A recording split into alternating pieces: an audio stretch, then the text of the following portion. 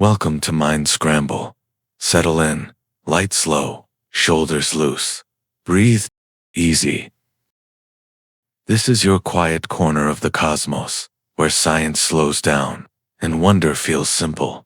Tonight, we begin a soft journey through space-time, starting with the speed of light. If this space helps you unwind, tap subscribe so these calm night sessions keep finding you. Now, close your eyes and let's drift out in the dark, far beyond your bedroom window, beyond the hum of the walls, beyond the sky and its weather. Something is always moving, not just planets or stars, but something more fundamental. Light, it travels without legs, without wings. It needs no engine, no push yet. It goes always at the same unchanging speed, not faster, not slower.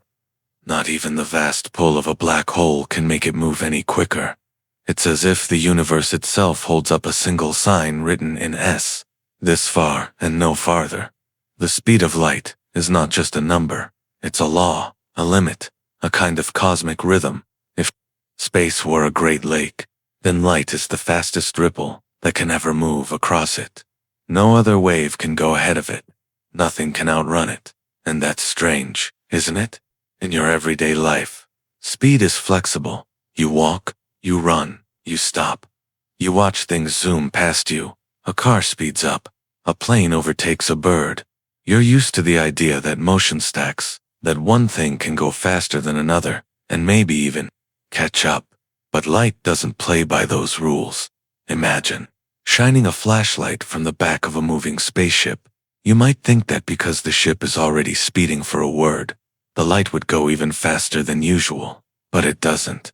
Whether you're standing still or riding a rocket near the edge of space, that beam of light still travels away from you at the same exact speed. The same in every direction, no matter what dot. As if light refuses to pick sides. No matter how you chase it, it always slips just out of reach. Not by being clever, but by being fundamental. It is the one thing that never bends to your motion. Instead, time and space bend around it. You see, to keep light speed constant, the universe adjusts something else. Your sense of time. The faster you move through space, the slower you move through time.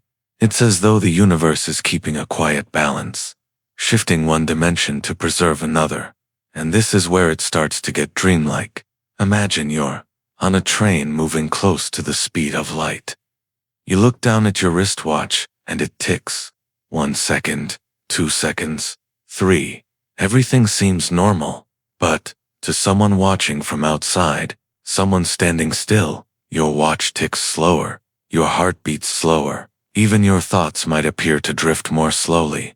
Time, for you, stretches out and you wouldn't even notice. You feel the same. But outside the world races ahead. This isn't fantasy. It's been measured, confirmed. Particles in giant accelerators, small specks of matter, live longer when they're moving fast. Clocks on satellites tick at slightly different rates than clocks on Earth. GPS systems account for this. The effect is small at everyday speeds, but it's always there. Why does this happen? Because light refuses to compromise.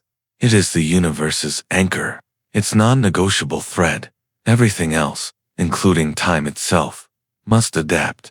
Light becomes the canvas, and on that canvas, the lines of space and the curves of time are drawn. It's dizzying, isn't it? That something as soft, as ordinary as light, the thing that illuminates your desk lamp or glint off a lake, could hold such power that it could define how time flows and how fast anything can move. And so we come to the realization that this speed isn't just about motion, it's about structure, about how the universe builds itself. Light speed shapes the very skeleton of reality. It sets the limit, not only for travel, but for cause and effect. It defines how information flows, what you can see, what you can influence, how quickly a signal can reach across the stars. Without this limit, everything might fall apart.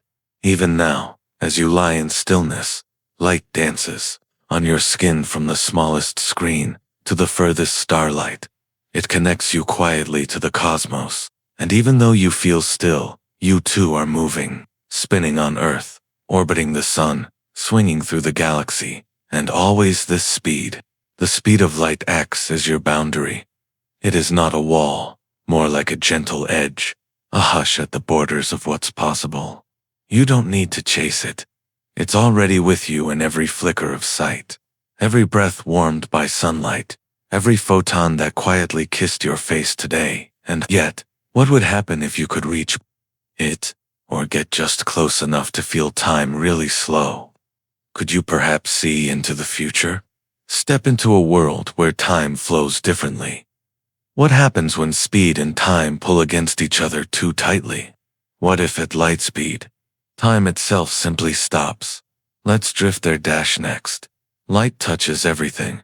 It lands on your skin each morning and warms the rhythm of your day. It turns the sky blue, lifts leaves toward the sun, and dances on the surface of rivers. You see by it, measure your hours with it, and follow its soft trails across the seasons. But, beyond its glow and shimmer, light is doing something deeper. It shapes the flow of time itself. Not in the poetic way we often speak of memories caught in the light, but in the real structural sense, in the way a river carves a canyon slowly and without pause. Light doesn't just illuminate time, it defines it. Imagine, again, that train you boarded in the last chapter, the one gliding near the speed dash of light. In that vessel, everything seems normal. Your pulse continues, your breath settles, your thoughts unfold at a steady pace. But, from the outside, something subtle happens. Your time stretches, unfurling like silk. A second for you might be many for someone watching, and at the heart of that change is light. The reason is both profound and simple. In the fabric of the universe, light is constant. Doesn't matter how fast you go, light speed stays the same, and, because of that, the universe must adjust something else to preserve the balance. So, it adjusts time, your time. This interplay is more than just a curiosity. It's a law, in Einstein's vision of reality. Space and time are not separate. They are bound together in a quiet, seamless dance called spacetime.na. Light moves across this dance floor with perfect grace, setting the rhythm. Everything else must follow its lead. If you could watch light move, not just see it, but feel the way it navigates the fabric of the cosmos, you would begin to sense time differently. You would see that it bends under pressure, slows under speed, ripples near mass, like a river flowing through a landscape of invisible hills and valleys. Time changes pace, depending on the shape of space around it, and light as it travels reveals the contours of this strange terrain. Now, imagine yourself in deep space, far from any planets or stars. No up, no down, just silence. You reach out and turn on a tiny beam of light.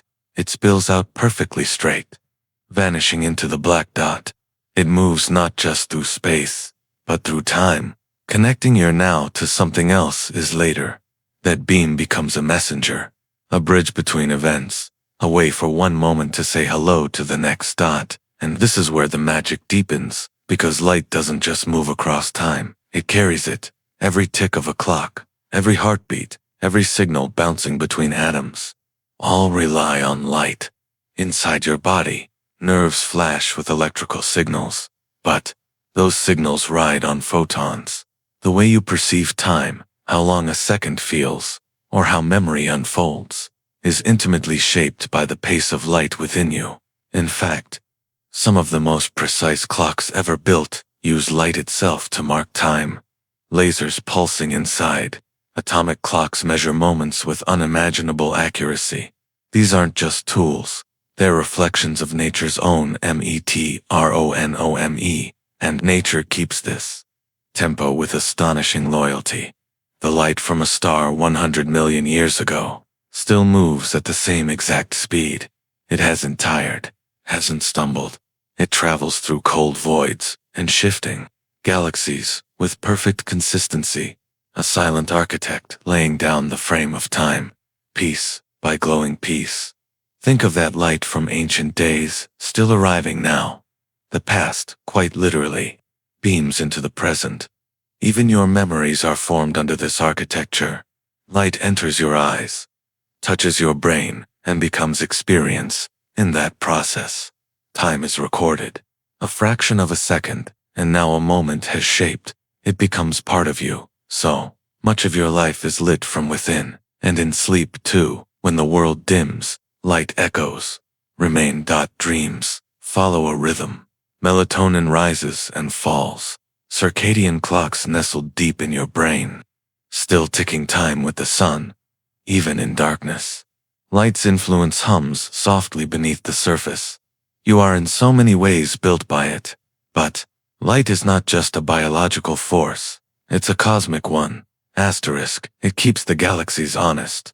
It makes time measurable, motion meaningful, and causality, the idea that one thing leads to another, possible. Without the constancy of light, the entire story of the universe would unravel into noise. And that's the quiet wonder here. Something so intangible, holding everything in place. You can't touch light. You can't catch it. But without it, clocks wouldn't work. GPS satellites would drift. Chemistry would fail. Eyes wouldn't see. Minds wouldn't remember. Time, as we know it, would cease to be familiar, or maybe even possible. So, tonight, as you rest, know that time itself is cradled in the arms of light. Welcome to Mind Scramble. Settle in, lights low, shoulders loose, breathe easy. Asterisk. This is your quiet corner of the cosmos, where science slows down, and wonder feels simple. Tonight, we begin a soft journey through space-time, starting with the speed of light. If this space helps you unwind, tap subscribe, so these calm night sessions keep finding you. Now, close your eyes, and let's drift out in the dark, far beyond your bedroom window, beyond the hum of the walls, beyond the sky and its weather. Something is always moving. Not just planets or stars, but something more fundamental. Light. It travels without legs. Without wings, it needs no engine, no push. Yet, it goes always at the same unchanging speed. Not faster, not slower.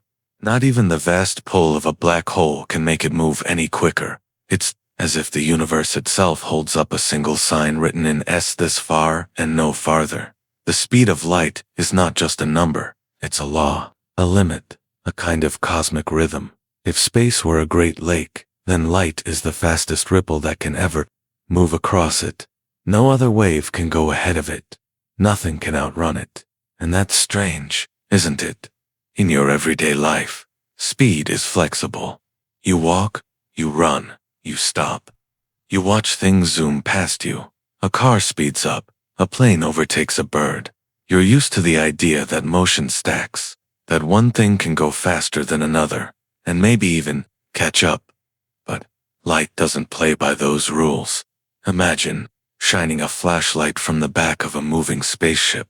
You might think that because the ship is already speeding for a word, the light would go even faster than usual.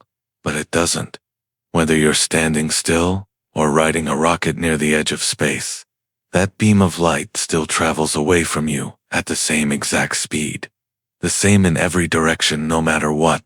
It's as if light refuses to pick sides. No matter how you chase it, it always slips just out of reach. Not by being clever, but by being fundamental. It is the one thing that never bends to your motion. Instead, time and space bend around it. You see, to keep light speed constant, the universe adjusts something else. Your sense of time. The faster you move through space, the slower you move through time. It's as though the universe is keeping a quiet balance, shifting one dimension to preserve another. And this is where it starts to get dreamlike. Imagine you're on a train moving close to the speed of light. You look down at your wristwatch and it ticks. 1 second, 2 seconds, 3. Everything seems normal. But to someone watching from outside, someone standing still, your watch ticks slower, your heart beats slower, Even your thoughts might appear to drift more slowly. Time for you stretches out, and you wouldn't even notice. You feel the same. But outside the world races ahead. This isn't fantasy. It's been measured, confirmed. Particles in giant accelerators, small specks of matter, live longer when they're moving fast. Clocks on satellites tick at slightly different rates than clocks on Earth. GPS systems account for this. The effect is small at everyday speeds, but it's always there. Why does this happen? Because light refuses to compromise. It is the universe's anchor. Its non-negotiable thread. Everything else, including time itself, must adapt. Light becomes the canvas, and, on that canvas, the lines of space and the curves of time are drawn. It's dizzying, isn't it? That something as soft, as ordinary as light. The thing that illuminates your desk lamp or glint off a lake could hold such power that it could define how time flows and how fast anything can move. And so we come to the realization that this speed isn't just about motion, it's about structure, about how the universe builds itself. Light speed shapes the very skeleton of reality. It sets the limit not only for travel, but for cause and effect. It defines how information flows, what you can see, what you can influence, how quickly a signal can reach across the stars. Without this limit, everything might fall apart. Even now, as you lie in stillness, light dances on your skin from the smallest screen to the furthest starlight. It connects you quietly to the cosmos, and even though you feel still, you too are moving, spinning on Earth, orbiting the sun, swinging through the galaxy, and always, this speed, the speed of light acts as your boundary. It is not a wall, more like a gentle edge, a hush at the borders of what's possible. You don't need to chase it. It's already with you in every flicker of sight, every breath warmed by sunlight, every photon that quietly kissed your face today. And yet, what would happen if you could reach it or get just close enough to feel time really slow? Could you perhaps see into the future? Step into a world where time flows differently. What happens when speed and time pull against each other too tightly? What if at light speed, time itself simply stops? Let's drift there. Next. Light touches everything. It lands on your skin each morning and warms the rhythm of your day. It turns the sky blue, lifts leaves toward the sun, and dances on the surface of rivers. You see by it, measure your hours with it, and follow its soft trails across the seasons. But, beyond its glow and shimmer, light is doing something deeper. It shapes the flow of time itself. Not in the poetic way we often speak of memories caught in the light, but in the real structural sense, in the way a river carves a canyon slowly and without pause. Light doesn't just illuminate time, it defines it. Imagine, again, that train you boarded in the last chapter, the one gliding near the speed of light. In that vessel, everything seems normal. Your pulse continues, your breath settles, your thoughts unfold at a steady pace. But, from the outside, something subtle happens. Your time stretches, unfurling like silk. A second for you might be many for someone watching, and at the heart of that change is light. The reason is both profound and simple. In the fabric of the universe, light is constant. Doesn't matter how fast you go, light speed stays the same, and, because of that, the universe must adjust something else to preserve the balance, so, it adjusts time. Your time. This interplay is more than just a curiosity. It's a law. In Einstein's vision of reality, space and time are not separate. They are bound together in a quiet, seamless dance called spacetime.ne.n. Light moves across this dance floor with perfect grace, setting the rhythm. Everything else must follow its lead. If you could watch light move, not just see it, but feel the way it navigates the fabric of the cosmos, you would begin to sense time differently. You would see that it bends under pressure, slows under speed, ripples near mass, like a river flowing through a landscape of invisible hills, valleys, Time changes pace depending on the shape of space around it, and light as it travels reveals the contours of this strange terrain. Now, imagine yourself in deep space, far from any planets or stars. No up, no down, just silence. You reach out and turn on a tiny beam of light. It spills out perfectly straight, vanishing into the black dot. It moves not just through space, but through time. Connecting your now to something else is later. That beam becomes a messenger, a bridge between events, a way for one moment to say hello to the next. And this is where the magic deepens, because light doesn't just move across time, it carries it. Every tick of a clock, every heartbeat, every signal bouncing between atoms, all rely on light. Inside your body, nerves flash with electrical signals, but those signals ride on photons. The way you perceive time, how long a second feels, or how memory unfolds, is intimately shaped by the pace of light within you.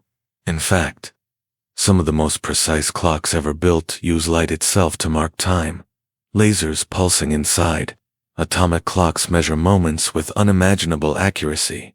These aren't just tools, they're reflections of nature's own metronomena, and nature keeps this tempo with astonishing loyalty. The light from a star 100 million years ago still moves at the same exact speed. It hasn't tired, hasn't stumbled. It travels through cold voids and shifting galaxies with perfect consistency.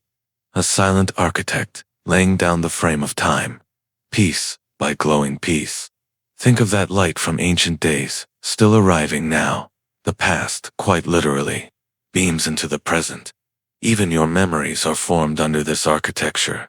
Light enters your eyes, touches your brain, and becomes experience. In that process, time is recorded. A fraction of a second, and now a moment, has shaped. It becomes part of you. So, much of your life is lit from within, and in sleep, too, when the world dims, light echoes. Remain. Dreams follow a rhythm.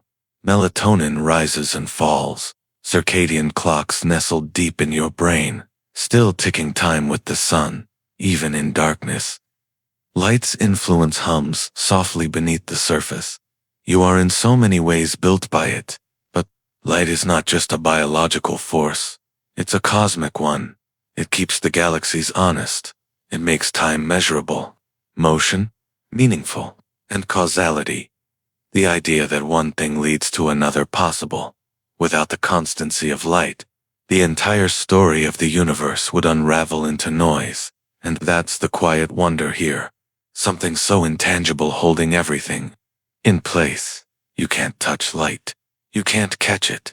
But without it, clocks wouldn't work.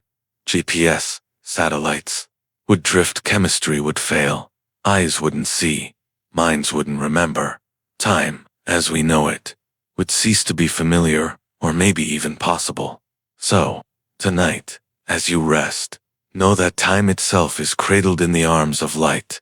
It is light that gives your seconds their shape, that allows you to think in moments, that offers you the gentle forward pull from past to future. And it's that same light that leads us into the next mystery. If time can bend, what happens when we begin to move quickly enough to feel it bend beneath us? Even now, as you lie still beneath a quiet ceiling or a sky of dreams, you're not truly motionless. The earth spins beneath you, a slow, steady twirl through night and day. Around the sun, your planet glides at a gentle tilt, drawing wide circles across the seasons. The solar system itself drifts through the Milky Way like a silent lantern floating down a cosmic river. And the galaxy too is moving, a swirling dance with others far beyond your gaze. You're always in motion, but that motion is relative. And here begins one of the strangest truths the universe has ever whispered into human ears. Time does not tick at the same pace for everyone. Not always. Not everywhere. It depends on how you move. Imagine a train again, gliding across a flat, empty land. You sit inside watching trees slide past. Somewhere outside, a person stands still and watches the train pass and return. For each of you, The moment feels solid and real, but if you both had perfectly tuned clocks, maybe ones that ticked with the beat of light itself, and compared them after the ride, you'd discover something quietly astonishing. The person on the train aged just a little bit less. Not enough to feel, not enough to notice, but enough to measure. This is time dilation, the idea that time moves more slowly for objects in motion, especially as they begin to approach the speed of light. It's not just theory. Scientists have confirmed it again and again. High-speed particles live longer than expected. Atomic clocks flown on jets return, ticking more slowly than their twins left. On Earth, time is not fixed. It bends to movement. Why? Because, in this universe, the speed of light must always remain the same. No matter how fast you're going, you can never make light appear faster. So, instead, the universe adjusts your experience of time. It slows your clock. It stretches your seconds. It lets you keep moving while protecting light's perfect rhythm. It's not a trick. It's not a glitch. It's the way reality keeps balance. Let's go deeper. Imagine, now that you are riding a spacecraft, sleek and quiet, drifting near the speed of light. Inside, you sip tea, read a book, or simply breathe. Time feels normal. Your watch ticks. Your heart beats. You are you. But, far away back on Earth, time passes differently. What feels like 1 year aboard your vessel might be 10 years on Earth, or 50, or 100. If you turned around and came back, your world might have aged while you barely had. This isn't science fiction. This is special relativity. This is the real measurable fabric of time in motion, and it reveals something beautiful, that time is not an absolute ruler marching ahead without variation. It is personal, intimate, carved by your journey. The faster you go, the slower you age, not because time has stopped, but because you are moving through it differently. Picture time as a great flowing river. Most of us wade through it slowly, feet touching the sand. But someone moving quickly, very quickly, begins to skim across the surface. They move through less of the water. They get wet more slowly. Their minutes stretch out. Speed doesn't just take you across space. It takes you away from the normal flow of time, and yet, you feel no different. Your body doesn't notice the shift. Your thoughts unfold as they always have. Time dilation is invisible from the inside, like the changing of tides far beneath a boat that drifts gently above. This effect only becomes dramatic near the speed of light, but even at airplane speeds, it's detectable. The faster you move, the more your seconds resist the ticking world around you. This is how the cosmos keeps order. It does not allow contradictions. It does not allow one traveler to send messages to the past or to break causality's thread.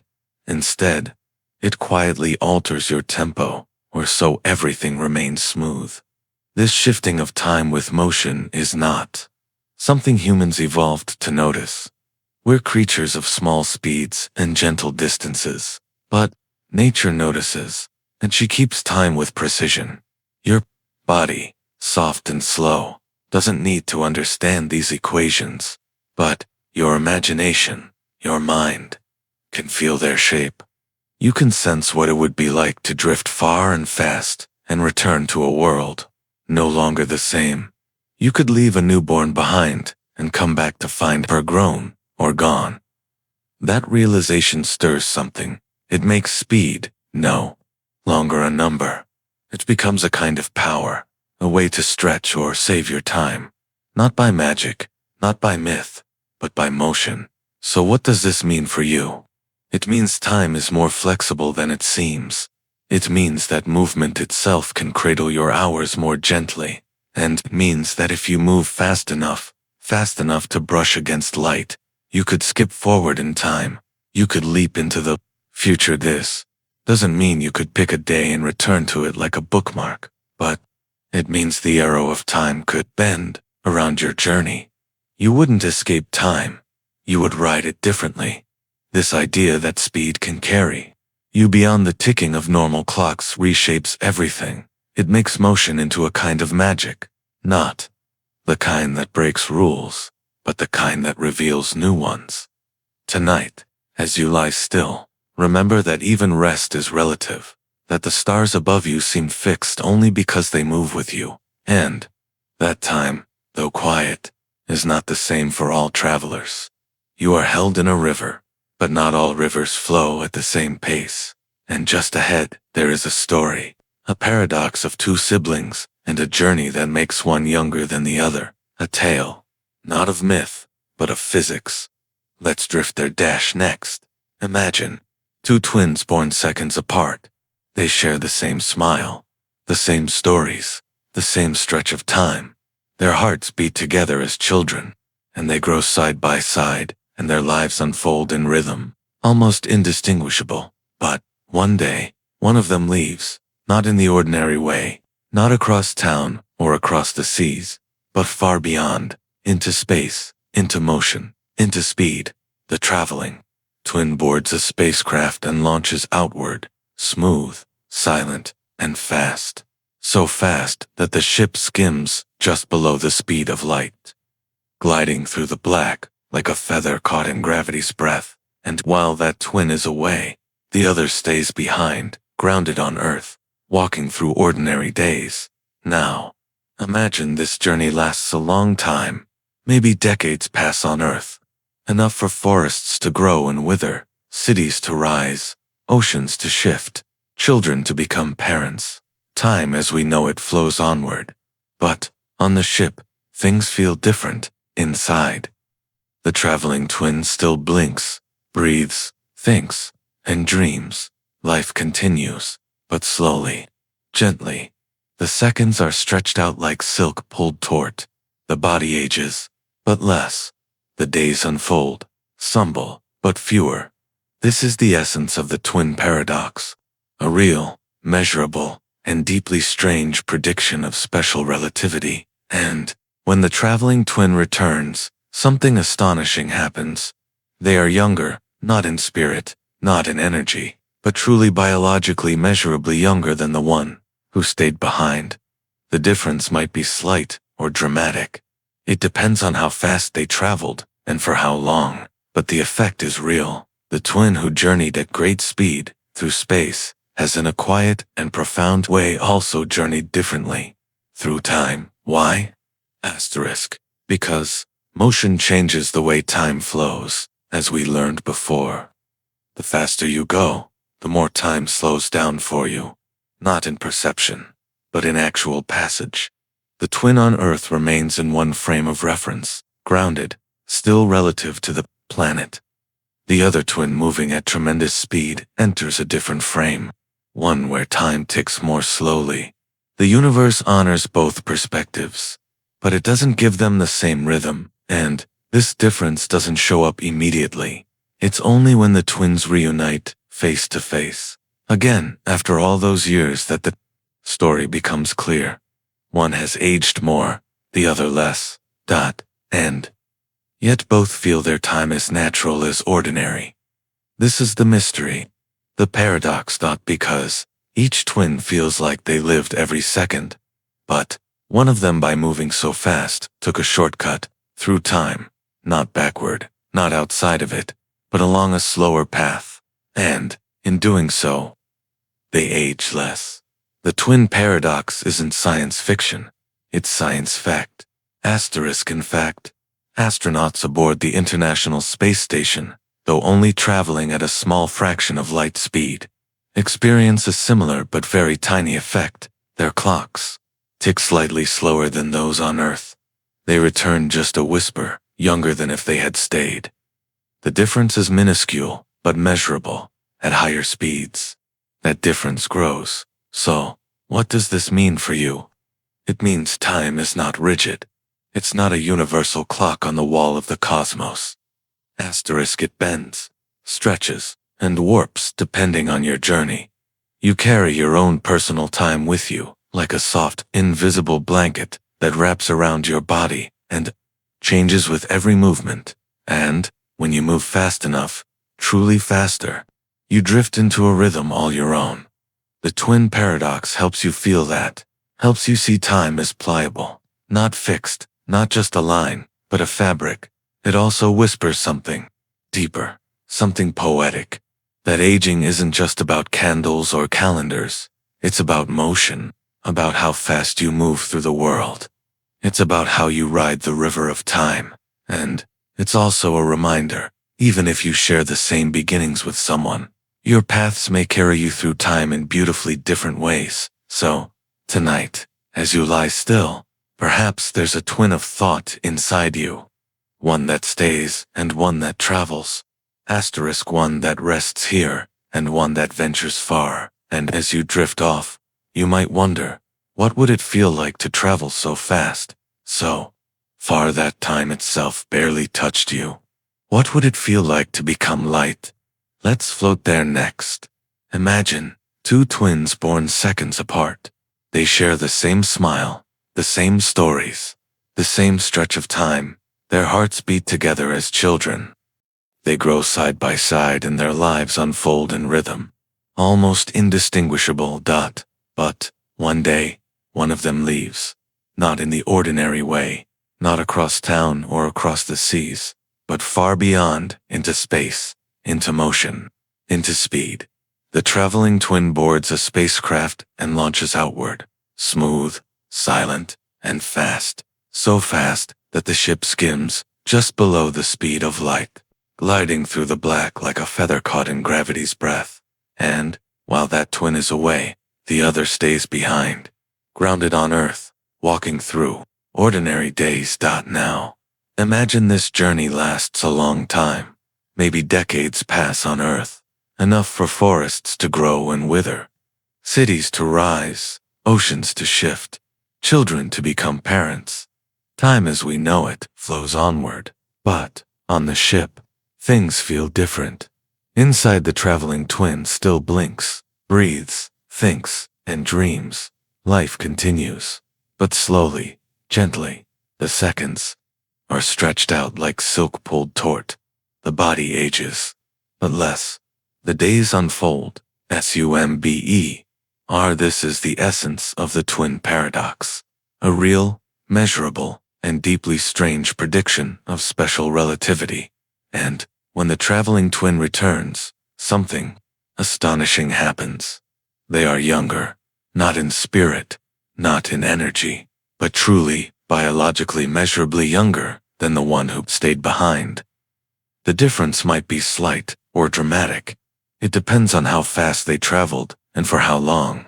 But the effect is real. The twin who journeyed at great speed through space has, in a quiet and profound way, also journeyed differently through time. Why? Because motion changes the way time flows, as we learned before. The faster you go, the more time slows down for you, not in perception, but in actual passage. The twin on Earth remains in one frame of reference, grounded, still relative to the planet. The other twin, moving at tremendous speed, enters a different frame, one where time ticks more slowly. The universe honors both perspectives, but it doesn't give them the same rhythm, and this difference doesn't show up immediately. It's only when the twins reunite, face to face, again after all those years, that the story becomes clear. One has aged more, the other less, and yet both feel their time as natural as ordinary. This is the mystery, the paradox, because each twin feels like they lived every second, but one of them, by moving so fast, took a shortcut through time, not backward, not outside of it, but along a slower path, and, in doing so, they age less. The twin paradox isn't science fiction, it's science fact. In fact, astronauts aboard the International Space Station, though only traveling at a small fraction of light speed, experience a similar, but very tiny effect. Their clocks tick slightly slower than those on Earth. They return just a whisper younger than if they had stayed. The difference is minuscule but measurable. At higher speeds, that difference grows. So, what does this mean for you? It means time is not rigid. It's not a universal clock on the wall of the cosmos. It bends, stretches, and warps, depending on your journey. You carry your own personal time with you, like a soft, invisible blanket that wraps around your body and changes with every movement. And when you move fast enough, truly faster, you drift into a rhythm all your own. The twin paradox helps you see time as pliable, not fixed, not just a line, but a fabric. It also whispers something deeper, something poetic, that aging isn't just about candles or calendars. It's about motion, about how fast you move through the world. It's about how you ride the river of time, and it's also a reminder, even if you share the same beginnings with someone, your paths may carry you through time in beautifully different ways. So, tonight, as you lie still, perhaps there's a twin of thought inside you. One that stays, and one that travels, one that rests here, and one that ventures far, and as you drift off, you might wonder, what would it feel like to travel so fast, so far that time itself barely touched you? What would it feel like to become light? Let's float there next. Drift for a moment. Let your body be weightless, as if you're floating just above the surface of a world, a quiet blue planet, or maybe a rocky moon in a far-off system. There's no sound here, just stillness. But in this stillness, something begins to shift. Not your breath, not your heartbeat, but time. It slows softly, subtly. The deeper you fall into gravity's well, the more gently your seconds begin to stretch. You wouldn't feel it, not at first, but the clocks. Would a clock at your feet ticks more slowly than a clock above your head? A satellite orbiting far overhead experiences time at a slightly faster pace than a watch strapped to your wrist. It seems impossible, and yet it's real. Gravity bends more than just your path. It bends the very rhythm of existence. This truth, quiet, strange, and deeply woven into the fabric of reality, is one of the great discoveries of general relativity, that massive objects, planets, stars, black holes, pull not only on space, but on time itself. Time flows more slowly in strong gravitational fields. To understand this, imagine time as a fabric, stretched across the cosmos. Wherever there is mass, that fabric dips, curves, folds in on itself. The heavier the mass, the deeper the dip, and, near that dip, time begins to run more slowly. Not broken, not reversed, just softened, drawn out. You can feel it even in small ways. This very moment, as you lie on Earth, your head is aging just a little faster than your feet. Not in any way you'd notice, but in the tiniest measurable sense. Atomic clocks have proven it. Satellites orbiting Earth must adjust for it. Even your phone's GPS relies on these strange little truths. The closer you are to the center of mass, to gravity's heart, the more gently time flows. It's like standing in a valley of time, watching water trickle by at a slower pace than in the hills above. Now, take that valley and deepen it. Pull it down further, make it denser. Imagine standing near a neutron star, a collapsed core of unimaginable weight, gravity. There becomes so strong that time stretches like syrup. Minutes pass for you, while hours unfold for others far away. You are wrapped in gravity's arms, and time is cradled with you, and if you were to approach a black hole, one of the most extreme objects in the universe, you would find the deepest well of all, so deep, so dense, that time itself nearly freezes at its edge. From afar, someone might watch you fall toward it, and see your movement slow, then stop. You'd appear suspended, held forever on the event horizon, the boundary beyond which not even light can return. But, for you, time would continue, calmly, naturally, until it ends single quotes, because, beyond that point, time and space trade places, direction itself becomes uncertain, and the arrow of time bends towards something unknown. But, here, now let's return to the softer curves, the gentle hills of planets and moons. Even Earth, our home, shapes time in its quiet way. Every mass leaves a thumbprint, Every orbit creates a ripple. Time is not a straight road, but a winding path, drawn by the presence of gravity. This is why satellites need correction, why physicists carry clocks to mountaintops, why astronauts age just a whisper differently than those on Earth. And all of this because mass tells spacetime how to curve and curved spacetime tells clocks how to tick. You might not feel this bending, but it holds you always. You're not sitting on a solid platform. You're resting in a dip, a soft bowl carved into the fabric of time. Gravity is not just pulling you down, it is stretching the story of your seconds. And so the universe is not a flat, empty stage. It is alive with folds and dips and ripples with the weight of stars and the echoes of orbits. Time runs like water through this landscape, and gravity shapes its course.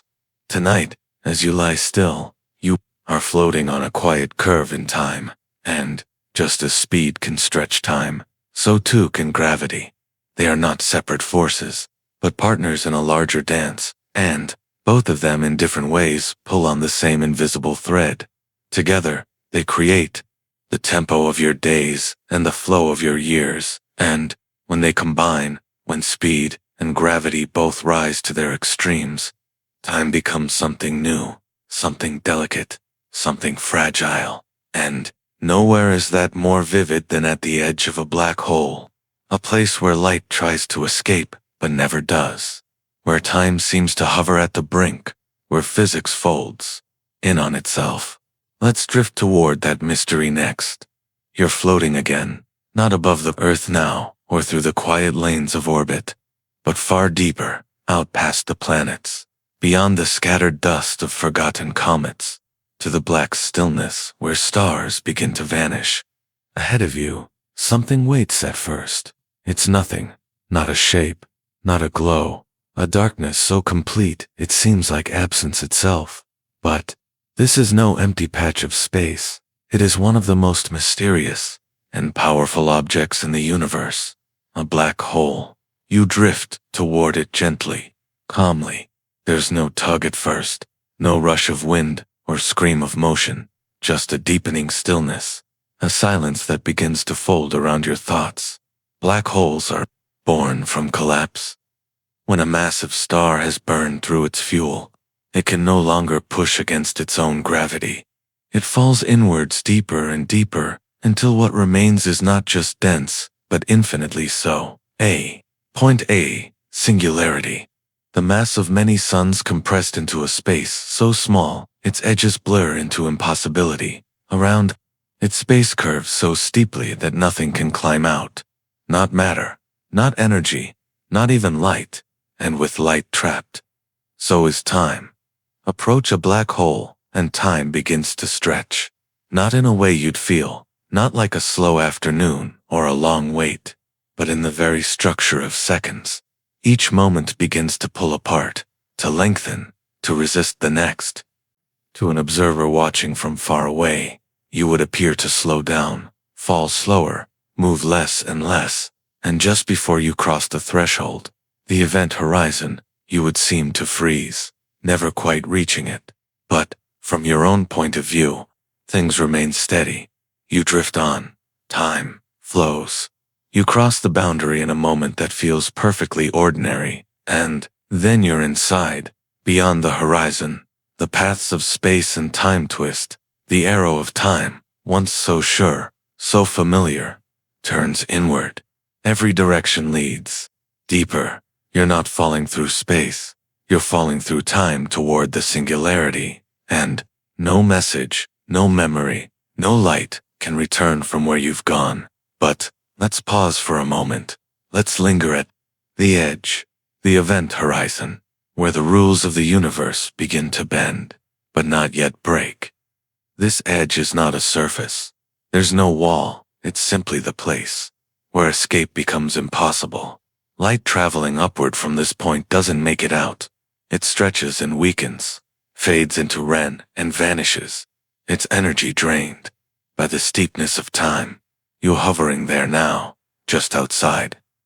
Safe in thought, you watch a beam of light rise from the edge, and slow. You watch clocks near the horizon tick slower than your own. You feel space pull not just on your body, but on your seconds, and, in that stillness, a strange truth settles in. A black hole is not just a place of gravity, it's a place where time comes undone, not violently, not with drama, but gently, like a thread unraveling. Here, space and time are no longer separate, they blur, they turn inside out, and a singularity at the center. That is not a location, it is a time, a future. For anything inside, all paths lead there, not as a place to go, but as a moment that must come. You cannot turn around. You cannot delay. The singularity is the end of time's story, written in its deepest ink.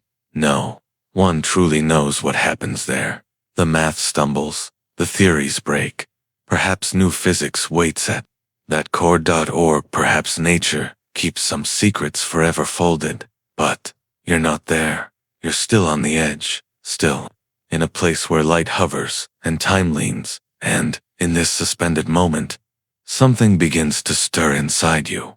Not fear, not confusion, but wonder that the universe holds such a place, that the laws you trusted about speed, motion, cause, and effect can bend so gracefully near the limits of knowing.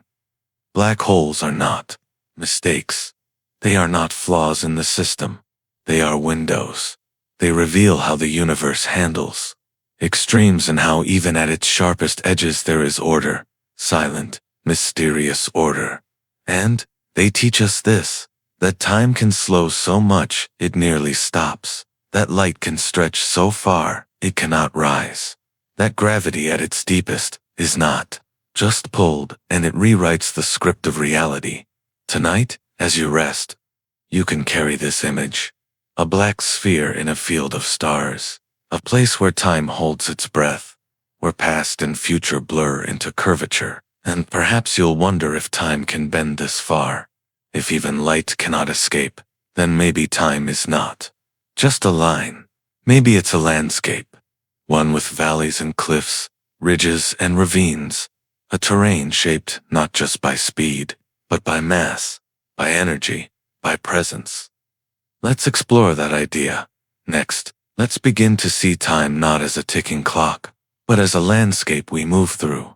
You're floating, again not above the earth now, or through the quiet lanes of orbit, but far deeper, out past the planets, beyond the scattered dust of forgotten comets, to the black stillness where stars begin to vanish.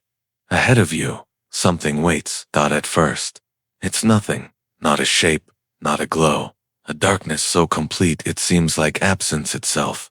But this is no empty patch of space. It is one of the most mysterious and powerful objects in the universe, a black hole. You drift toward it gently, calmly. There's no tug at first, no rush of wind or scream of motion, just a deepening stillness, a silence that begins to fold around your thoughts. Black holes are born from collapse. When a massive star has burned through its fuel, it can no longer push against its own gravity. It falls inwards deeper and deeper, until what remains is not just dense, but infinitely so. A point, a singularity. The mass of many suns compressed into a space, so small its edges blur into impossibility. Around its space curves so steeply that nothing can climb out. Not matter, not energy, not even light. And with light trapped, so is time. Approach a black hole, and time begins to stretch. Not in a way you'd feel, not like a slow afternoon, or a long wait, but in the very structure of seconds. Each moment begins to pull apart, to lengthen, to resist the next. To an observer, watching from far away, you would appear to slow down, fall slower, move less and less. And just before you cross the threshold, the event horizon, you would seem to freeze, never quite reaching it. But, from your own point of view, things remain steady. You drift on, time flows. You cross the boundary in a moment that feels perfectly ordinary. And then you're inside, beyond the horizon.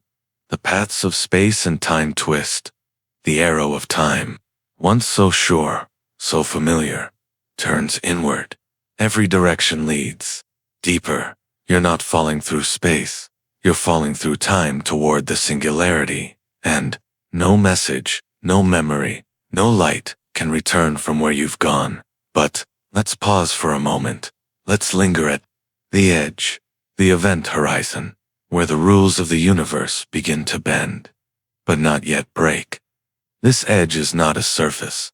There's no wall. It's simply the place where escape becomes impossible. Light traveling upward from this point doesn't make it out. It stretches and weakens, fades into red and vanishes, its energy drained by the steepness of time. You're hovering there now, just outside. Safe in thought, you watch a beam of light rise from the edge, and slow. You watch clocks near the horizon tick slower than your own. You feel space pull not just on your body, but on your seconds, and, in that stillness, a strange truth settles in. A black hole is not just a place of gravity, it's a place where time comes undone. Not violently, not with drama, but gently, like a thread unraveling. Here, space and time are no longer separate.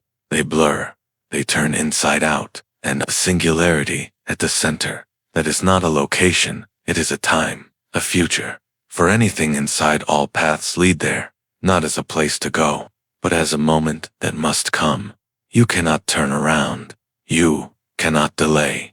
The singularity is the end of time's story, written in its deepest ink.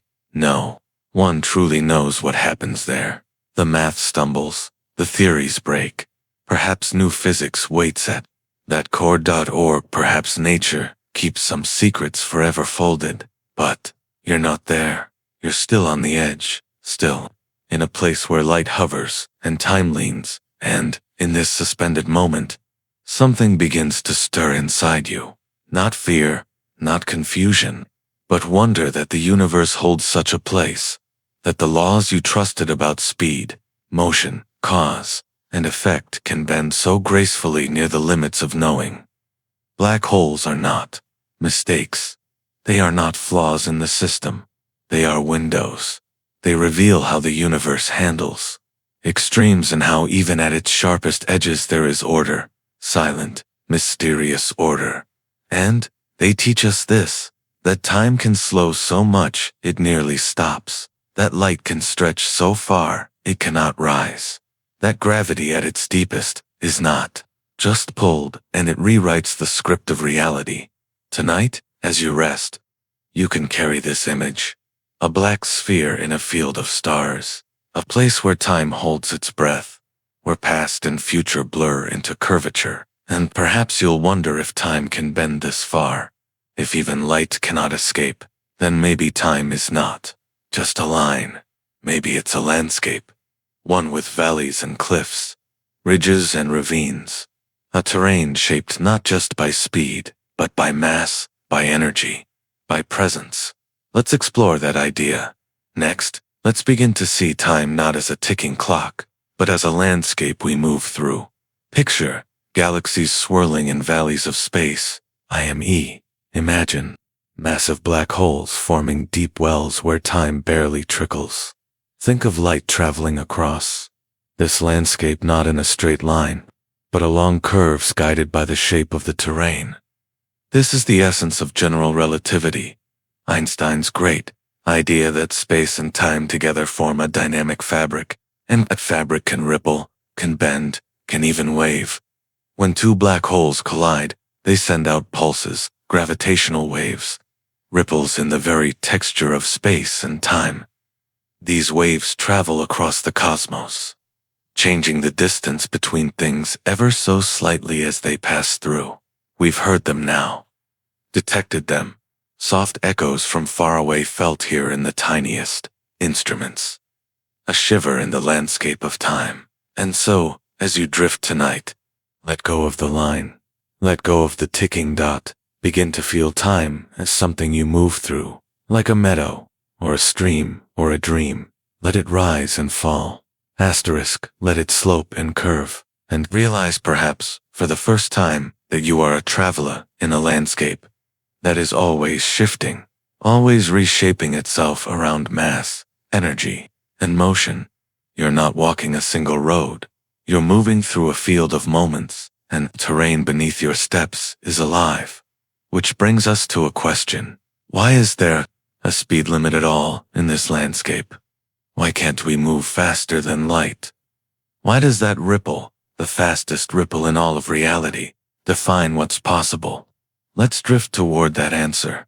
Next, let's explore why the universe insists on a limit and what happens when you try to cross it in everyday life. Speed feels flexible. You walk, then run. A car overtakes a cyclist. A jet races through the sky. Faster is always possible, with more effort, with more fuel, with more push. But, somewhere out in the quiet corridors of physics, the universe draws a line, a speed limit. You cannot go faster than light. Not because of engineering, not because of technology, but because of the nature of reality itself. The closer you try to get, the more the universe resists. Let's begin with mass, the quiet weight each thing carries just by existing. When something moves, it gains energy. The faster it moves, the more energy it needs. This makes sense. A bicycle is easier to start rolling than a rocket. But, as you approach the speed of light, something strange happens. The energy required begins to rise faster than expected. Much faster. It doesn't just double. It doesn't just triple. It explodes. The curve turns sharp, rising steep as a mountain. To reach the speed of light, you would need infinite energy, and no amount of fuel. No source of power can provide that. This isn't a technological challenge. It's a fundamental one. Nature will not allow it. As you accelerate toward light speed, your mass appears to increase, not to you, but to the universe around you. You become harder to move, harder to push. Each burst of energy gives you smaller returns. You approach the speed limit like a boat trying to reach the top of a waterfall. With each stroke, the current grows stronger, and yet, light itself travels effortlessly. Why? Because photons, the tiny particles of light, have no rest mass. They are born moving at light speed. They don't accelerate to reach it. They don't carry the weight of inertia. They glide along the surface of the universe's fabric without ever sinking in. But you and everything made of matter are anchored to spacetime in a different way. You exist within time. You age. You carry mass. You have a presence that bends the landscape around you, and because of that, you are bound by the limit. But speed of light isn't just about motion, it's about order. It protects causality, the chain of cause and effect. Imagine, for a moment, that something could move faster than light. A signal, a ship, a whisper. Then, two events, A and B, could switch to order. Depending on your perspective, something might arrive before it was sent. Effect, before cause. Time would begin to unravel. You could shake hands with someone before you met. You could read a message before it was written.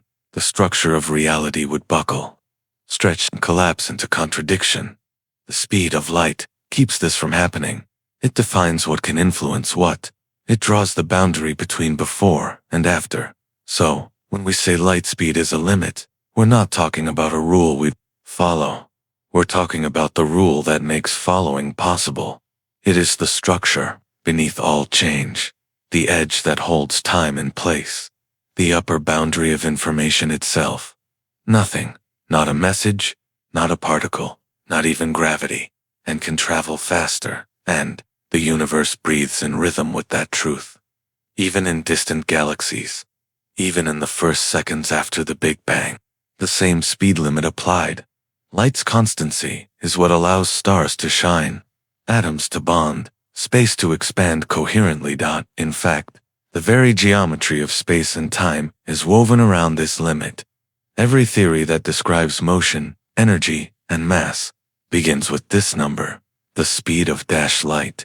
It's not just fast, it's fundamental, and so as you drift tonight, still, quiet, barely moving, Know that motion itself is not what defines your place in the cosmos. It's the limit of motion that shapes everything else. You don't need to move at light speed. You're already living within its bounds. Your heart beats in a world designed to protect. Order. Your memories unfold in a reality where effects follow causes, and time, even when it stretches or bends, always moves forward, gently guided by light. But what happens when you do get close? When you accelerate, not fully to light speed, but far enough that time begins to shift under your feet? What happens when motion makes time stretch, and the universe begins to slow for you? Let's drift there next. Let's feel how the ticking of time changes when you begin to chase light and come close. Picture yourself boarding a sleek silver vessel. It rests on the edge of a distant moon, silent, poised, humming gently into the starlight. There are no windows, only stillness, no loud countdown, just a whisper of readiness. You step inside and sit down. Straps hold you in place, but gravity feels like a memory. Everything is soft, everything is slow. Then, with no sound, you begin to move. The ship accelerates gently, steadily, not in a burst, but in a deepening dot. Your speed grows, and with it, something subtle begins to shift. Not the view, there is no window, but time itself. At first, everything feels the same. Your breath moves in rhythm, your thoughts drift. A minute passes, then another. But elsewhere, outside the vessel on Earth, in orbit across the galaxies, the clock starts to tick faster. Minutes become hours. Hours become days. The ship moves closer to light speed, and the tempo of the universe changes. Your time slows down, not because anything breaks, not because of illusion, but because this is how nature keeps her balance. You are experiencing time, dilation, one of the most remarkable consequences of traveling near the speed of light, and though you sit calmly in your chair, the seconds stretch out long and thin. From your perspective, everything inside the ship feels normal. You move, you blink, your mind continues to wander. But outside, on Earth, for example, people are changing. The sun is rising and falling. Leaves are growing and falling. Cities shift. Oceans swell. Years pass. You're drifting forward, but through a time that moves differently, and the faster you go, the deeper the difference becomes. If you were to travel at 99% the speed of light, one day for you might be a year for someone on Earth. At 99.9%, 1 hour could stretch into a decade, and as you get even closer to the cosmic speed limit, the outside world rushes forward in silence while you remain wrapped in a slower rhythm. It's not magic. It's not theory without evidence. This has been tested, measured, proven. High-speed particles, zipping through accelerators, live longer than they would at rest. Their decay, normally fast, is drawn out by speed. Astronauts on the International Space Station return just a little younger than they would have been if they'd stayed on Earth. These aren't fantasies. They are facts. Time really does move more slowly for those in motion, and faster the motion, the deeper the pause. Now, back inside your imagined ship, you begin to feel the poetry of it.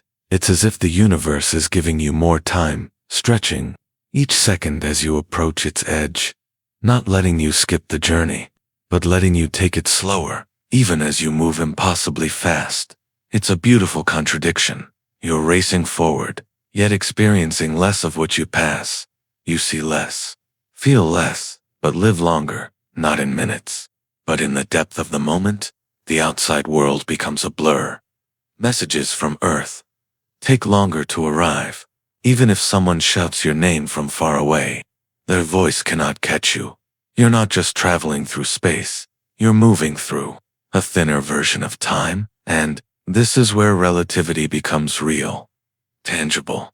This is where time becomes personal, because what counts as a minute for you may be a lifetime for another. What you miss in distance, you gain in perspective, and if you return, the world will be different. Not because it changed unnaturally, but because you left its rhythm. You stepped into a slower current, and let the river rush past. It's peaceful in the way. This dilation of time isn't violent. It doesn't tear, it just stretches. Like soft fabric pulled by unseen hands. Like a song played at half speed, where every note lingers. And, in that space, in that silence, you begin to reflect. What is time, really? If it can stretch this way, what does it mean to be in time if your experience of it can drift so far from someone else's? You begin to understand there is no single clock, no master tempo. Each journey writes its own rhythm, so, tonight, as you lie still, shipless, motionless, know that time is not rigid. Even now, the speed of your thoughts, the altitude of your bed, the quiet rise and fall of your chest, all are enough to shape your personal time just slightly differently than anyone else's. You're in your own small current, and if you could ride closer to light, if you could touch its edge, time would nearly stop. But there's a deeper mystery still. What happens at the speed of light? If motion can slow time so gently, what does it mean for something like light that lives outside of time altogether? What is it like to be light? Let's step into that idea next. Let's become the beam and feel what it means to cross the cosmos in no time at all. Close your eyes. Let go of your breath, your weight, your form. Let yourself become something simpler, smaller, lighter. You are no longer a body lying still. You are a photon, a tiny packet of light born from the surface of a star, a shimmer of energy with no mass to hold you down, no ticking clock within you. You are not bound by the ordinary rules. You do not walk or fly or fall. You move instantly, endlessly at the speed of light. From your perspective, the moment of your birth and the moment of your arrival are the same. There is no journey, no in between. You leave, you arrive. 100 million light years pass beneath you like a single breath, not stretched, not felt, but compressed into a single indivisible. Now, time does not exist for you, not even as segments, not even as a whisper. You're not inside time. You skip across it to everything else, to the stars, the planets, the sleeping people below. You're in motion, you're crossing distance. But for you, there is no distance, no change, no becoming, just being. You are the message, pure and immediate. This is the strange beauty of light. It is always in motion, but never waits. It is the fastest thing in the universe. Yet it never fills the passage. It carries time for others, but not for itself. As a photon, you pass planets in a blink. Their orbits are frozen, their storms suspended. You move through the solar system like a needle through still fabric. Even galaxies, emotionless. From your perspective, the entire universe is compressed into a thin sheet of hair. You cross it not with speed, but with certainty, with purpose. There is no future, no past, only a gliding presence. You are a beam of starlight, or a pulse from a distant quasar, or the glow from a candle flickering in someone's room. You have no mass, and so the universe does not pull on you. Gravity cannot hold you in orbit. Time cannot pull you forward. You do not decay. You do not age. You do not wait. But you connect. You move from one atom to another, from one moment to the next. You're the thread that ties events together. You're the link between cause and effect. Even though you don't feel time, you carry it. You make it visible. A photon from the sun touches a leaf and begins photosynthesis. A photon from a screen touches a retina and becomes vision. A photon from a distant star touches a telescope and becomes a story. You are not a traveler, you're a bridge, and the universe depends on you. Light is how we know anything at all. It's how we see stars, how we map the cosmos, how we trace the history of everything that has ever burned. The universe is vast, but light is what stitches its moments together. Even now, lying still, your body is filled with it. The warmth on your skin, the pulse of your circadian rhythm, the language of your nervous system, all bathed in light, soft rhythm. And though you are no longer the photon, Though you return now to yourself, breathing slowly, resting deeply, a part of you remembers what it felt like to move without waiting, to arrive without delay, to be present everywhere at once. It's a strange way of being, a kind of freedom that feels too quiet to grasp. But it teaches you something simple and profound.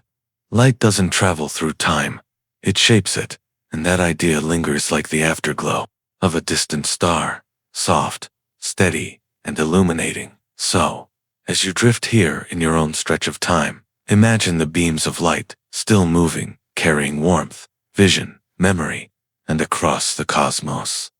Some of them were born before Earth even formed. Some of them are only now reaching you. They whisper of a universe too vast to hold in words, and yet they carry its messages with perfect patience. But now you might begin to wonder if light rides space-time without aging, if it sees no difference between now and next. What is this fabric it moves through? What is space-time itself? And how can space and time be so deeply entwined? Let's explore that next. Let's begin to see how time cannot be untangled from space, and how together they form the very shape of reality. Once space was just a backdrop, a silent black canvas, and time was its quiet metronome ticking in even rhythm. Separate, simple, easy to imagine. But the closer you listen, the deeper you drift, the more that story begins to dissolve. Space and time are not separate. They are not two things. They are one. Space-time, a single fluid fabric, a medium not of silence, but of structure, not emptiness, but texture, and you are always within it. Imagine it as a woven field, a vast invisible mesh, stretching in all directions. Every point you see, every second you feel exists within this weave dot. It doesn't sit beneath you. It includes you. It shapes the way you move and the way your moments unfold. You're not simply moving through space over time.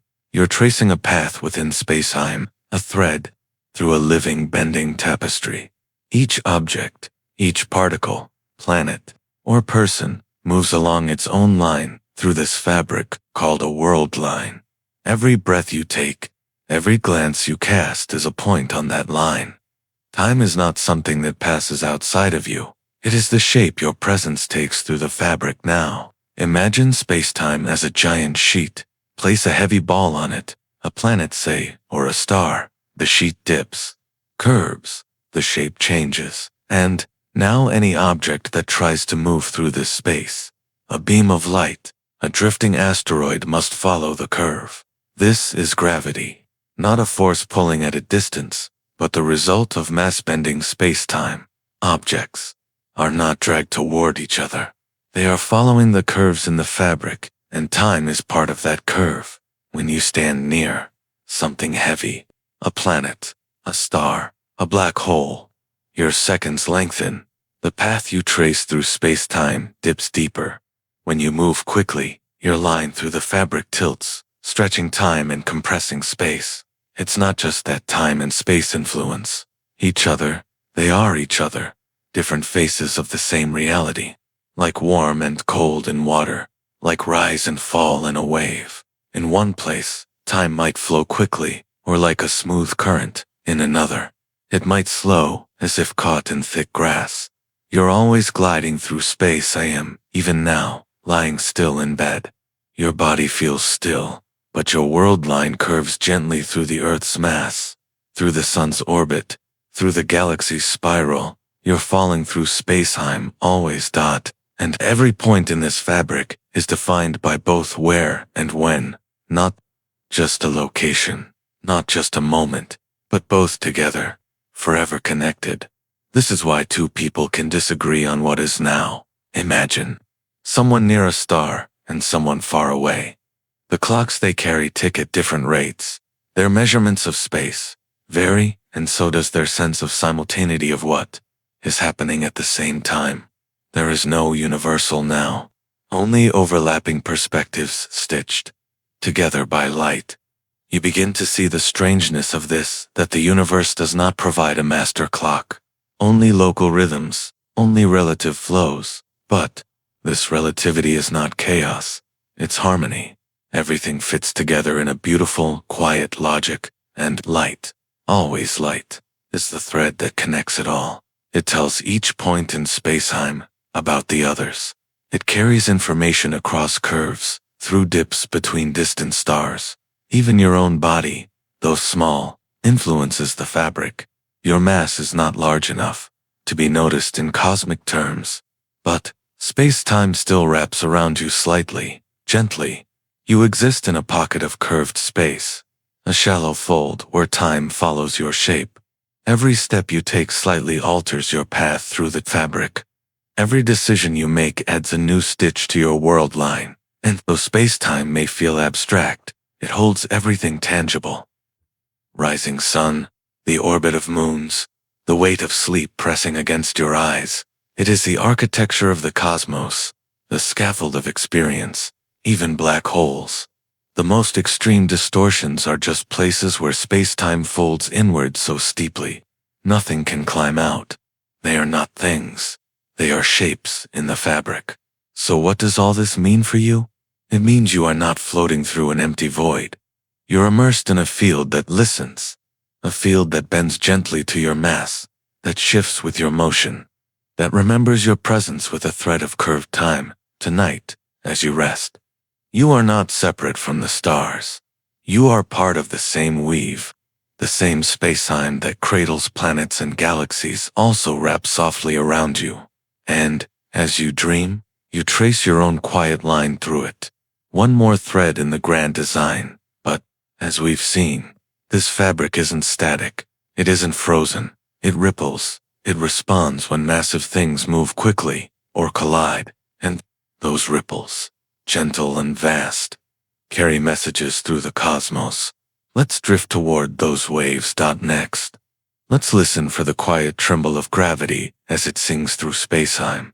If you've ever looked at a ticking clock, the gentle swing of a pendulum, the pulse of a wristwatch, the quiet blink on your bedside table, you've seen time marked by movement. But, behind every tick, beneath every hand that turns, there is something even more fundamental. Light. The universe doesn't measure time with gears or springs. It keeps time with light, soft pulses, consistent flashes, the delicate beat of a photon bouncing between mirrors.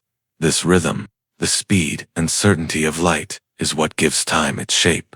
Long before the first clocks, the sun kept time rising, setting, returning. Its light told plants when to flower. It told birds when to migrate.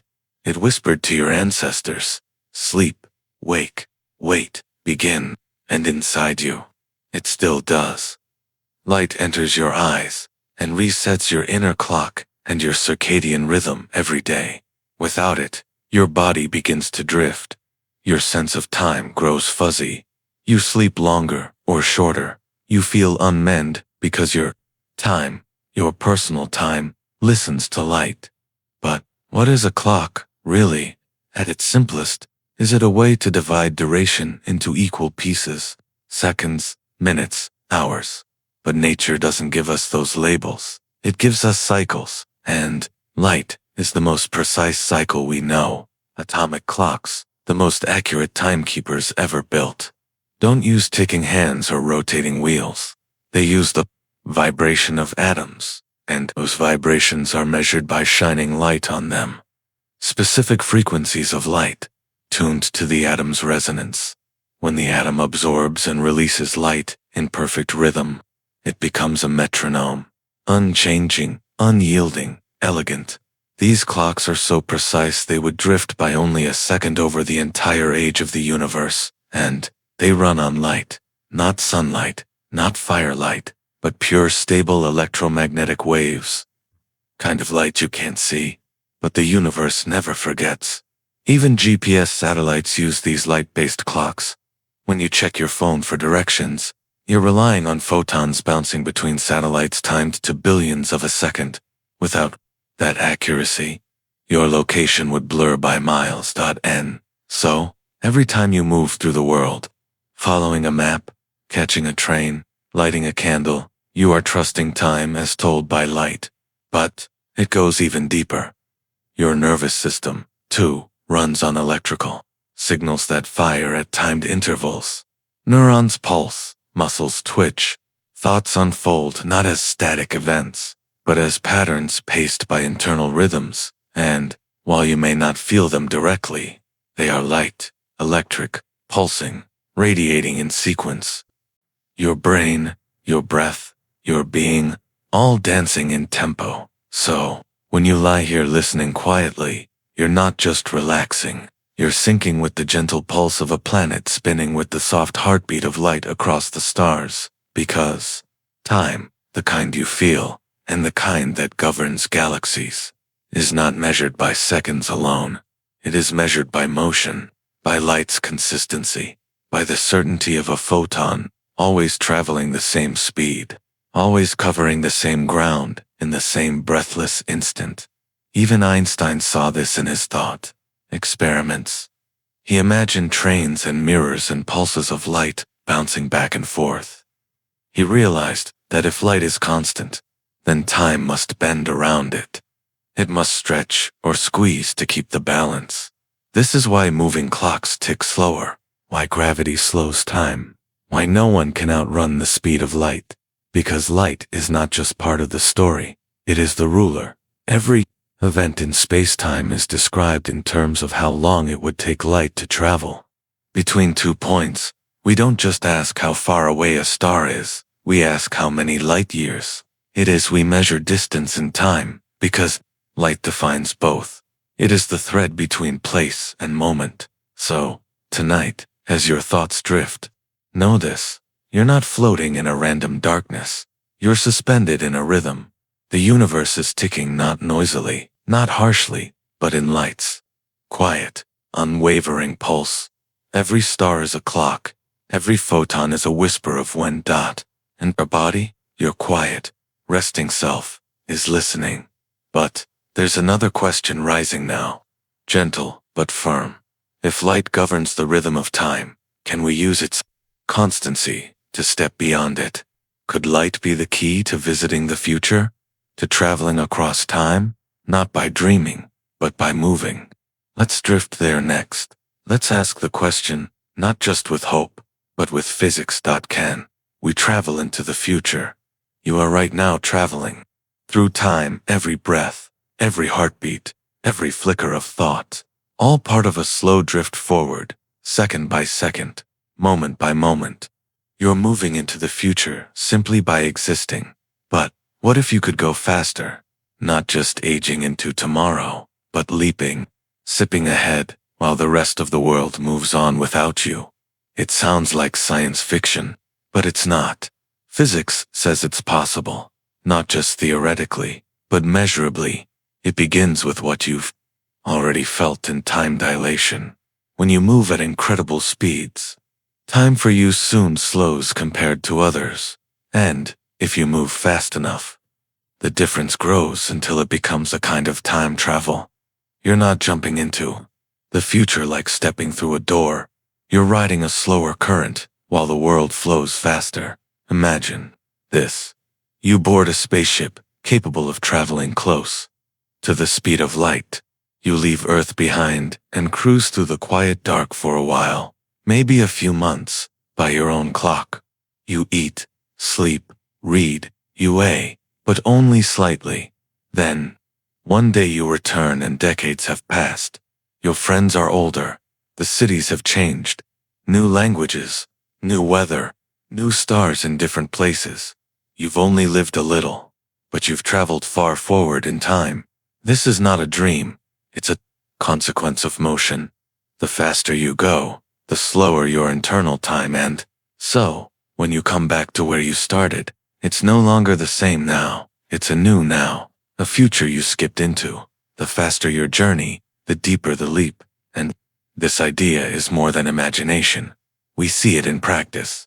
Particles called muons created by cosmic rays in Earth's upper atmosphere decay quickly within microseconds sun ds. Yet many reach the ground, traveling at near light speed. Their clocks tick slower.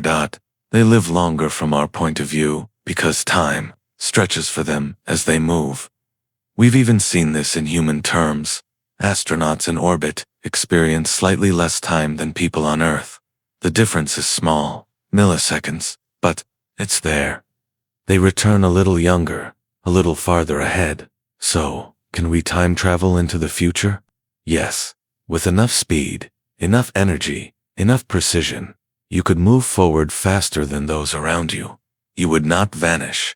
You would not leap instantaneously, but you would return to a world that has aged more than you have. It's one way, yes, but it's real, and it raises a deep, quiet question. What is the future really? If you can skip ahead into it, was it already waiting? Is the future fixed, just waiting for you to arrive, or does your presence create it? Some physicists speak of block time, the idea that past, present, and future all exist together, like a landscape. In this view, the future is not built moment by moment, it already is, just not yet reached. Others argue that time is an unfolding process, a becoming, not a being. That what lies ahead is not written, but written into as we move. There is no clear answer, only a field of ideas, a space to wonder in. But, regardless of which view you hold, time travel into the future via motion, remains a certainty in physics, not just a possibility, but a predictable result of the laws that shape the universe. It's humbling, isn't it? That time, which feels so personal and unchanging, is in fact flexible. That your journey through life could, under the right conditions, move faster than someone else's, or slower. And yet you would never feel it. Your clock would tick, as usual. Your heart would beat as always. You would live as fully and naturally as ever. It's only in comparison that the difference would emerge. You might leave as a sibling and return as a stranger in time. You might depart as a child and return to a world where those who raised you are now younger in years than you are. These are strange thoughts, but they are real possibilities. And, while the energy required to send a human deep into the future is enormous, far beyond what we can do today, the principle remains. The future is not off limits. It just requires motion, and, tonight, as you rest still and quiet, remember that your body is already in motion, spinning with the earth, orbiting the sun, drifting through the galaxy. You're traveling through time. You're part of the motion that makes time flow. You may not feel it, but every moment is a step forward. And if the future can be reached this way, then we must ask, what about the past? Could we? Turn around, trace time backward, like rewinding a story. Let's drift toward that question next.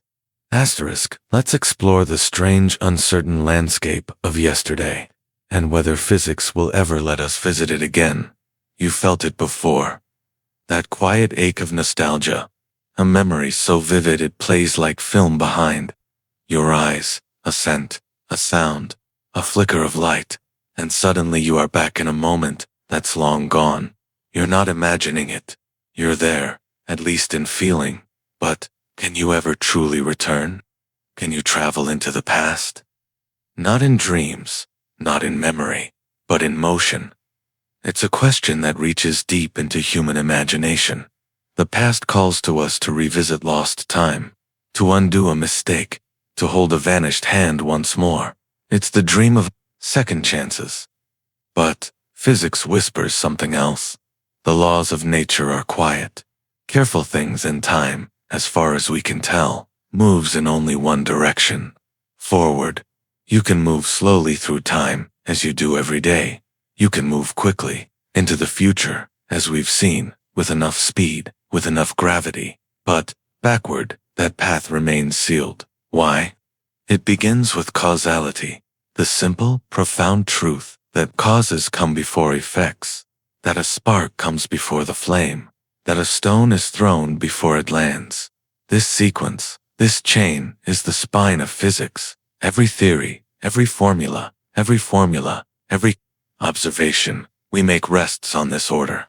A universe where effects precede causes would unravel into chaos. If you could go back and change something and prevent your own departure, for example, the very logic of time would break. This is the grandfather paradox, a classic riddle. What if you traveled back and altered something that would prevent your own existence? It creates a loop without resolution, a contradiction with no escape. So, nature resists it. Light itself shows us the way. It always moves forward outward, from its source to the world. You can't unshine a light. You can't make a star unburn, even black. Holes, which trap light forever, do not reverse its path. They simply end it.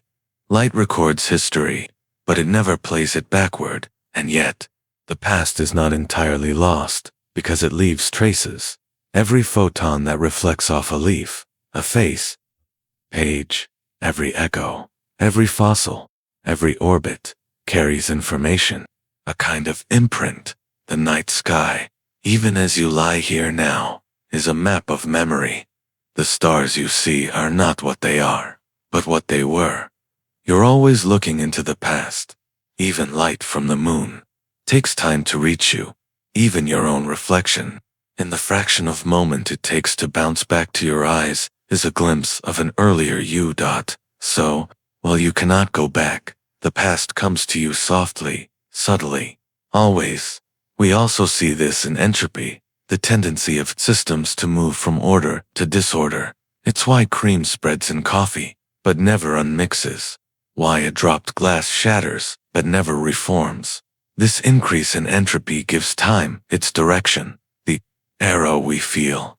Without entropy, time might feel symmetrical, but with it there's a flow, a sense of before and after, of cause and then effect, and entropy, too, resists reversal. It's not that going backward is impossible in principle. Some equations of physics are reversible, but, in practice, the conditions needed to roll time backward to decrease entropy are so specific, so unlikely they might as well be impossible. The universe, it seems, prefers to remember, not repeat. But there are whispers, ideas, thought experiments. Some solutions to Einstein's equation suggest the possibility of closed time-like curves, paths through spacetime that loop back on themselves. In theory, these would allow you to revisit a moment, to circle through time, but no one knows if they're physically possible.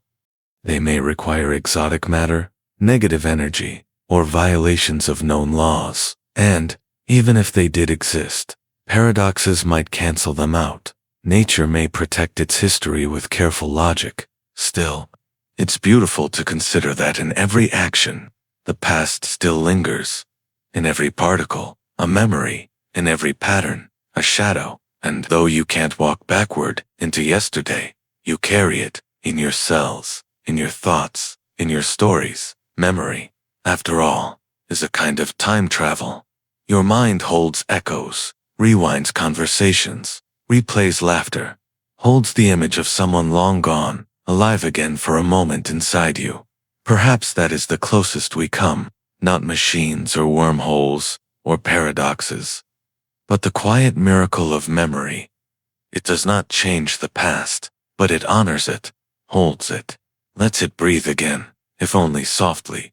So tonight, as you lie still, you don't need to reach backward. The past is already here, layered beneath your breath, carried gently in your chest, and just ahead, the universe waits, always unfolding. Because, though we may not return to what was, we are always moving toward what might be, and if we follow that path long enough into the future, through the curve of spacetime, could there be another way? Not to walk back in time, but to fold it. Let's explore that next. Let's step into the idea of shortcuts, not through space, but through time. Let's wander into the strange corridors of wormholes. Imagine holding a sheet of paper, on it two dots, one at the top, one at the bottom, far apart. If you travel across the surface, but if you fold the paper in half, the two dots touch. This, in essence, is the idea of a wormhole, a shortcut through the fabric of space-time. Not by moving faster, but by making the distance shorter, not by outrunning time, but by bending it. Wormholes are theoretical structures. tunnels that might connect to distant points in the universe, not by crossing space, but by slipping through it. They first emerged in the equations of general relativity, tucked quietly in the math like a folded page. No one had noticed. Sometimes they're called Einstein-Rosen bridges, and they stir the imagination, portals between stars, or even between times.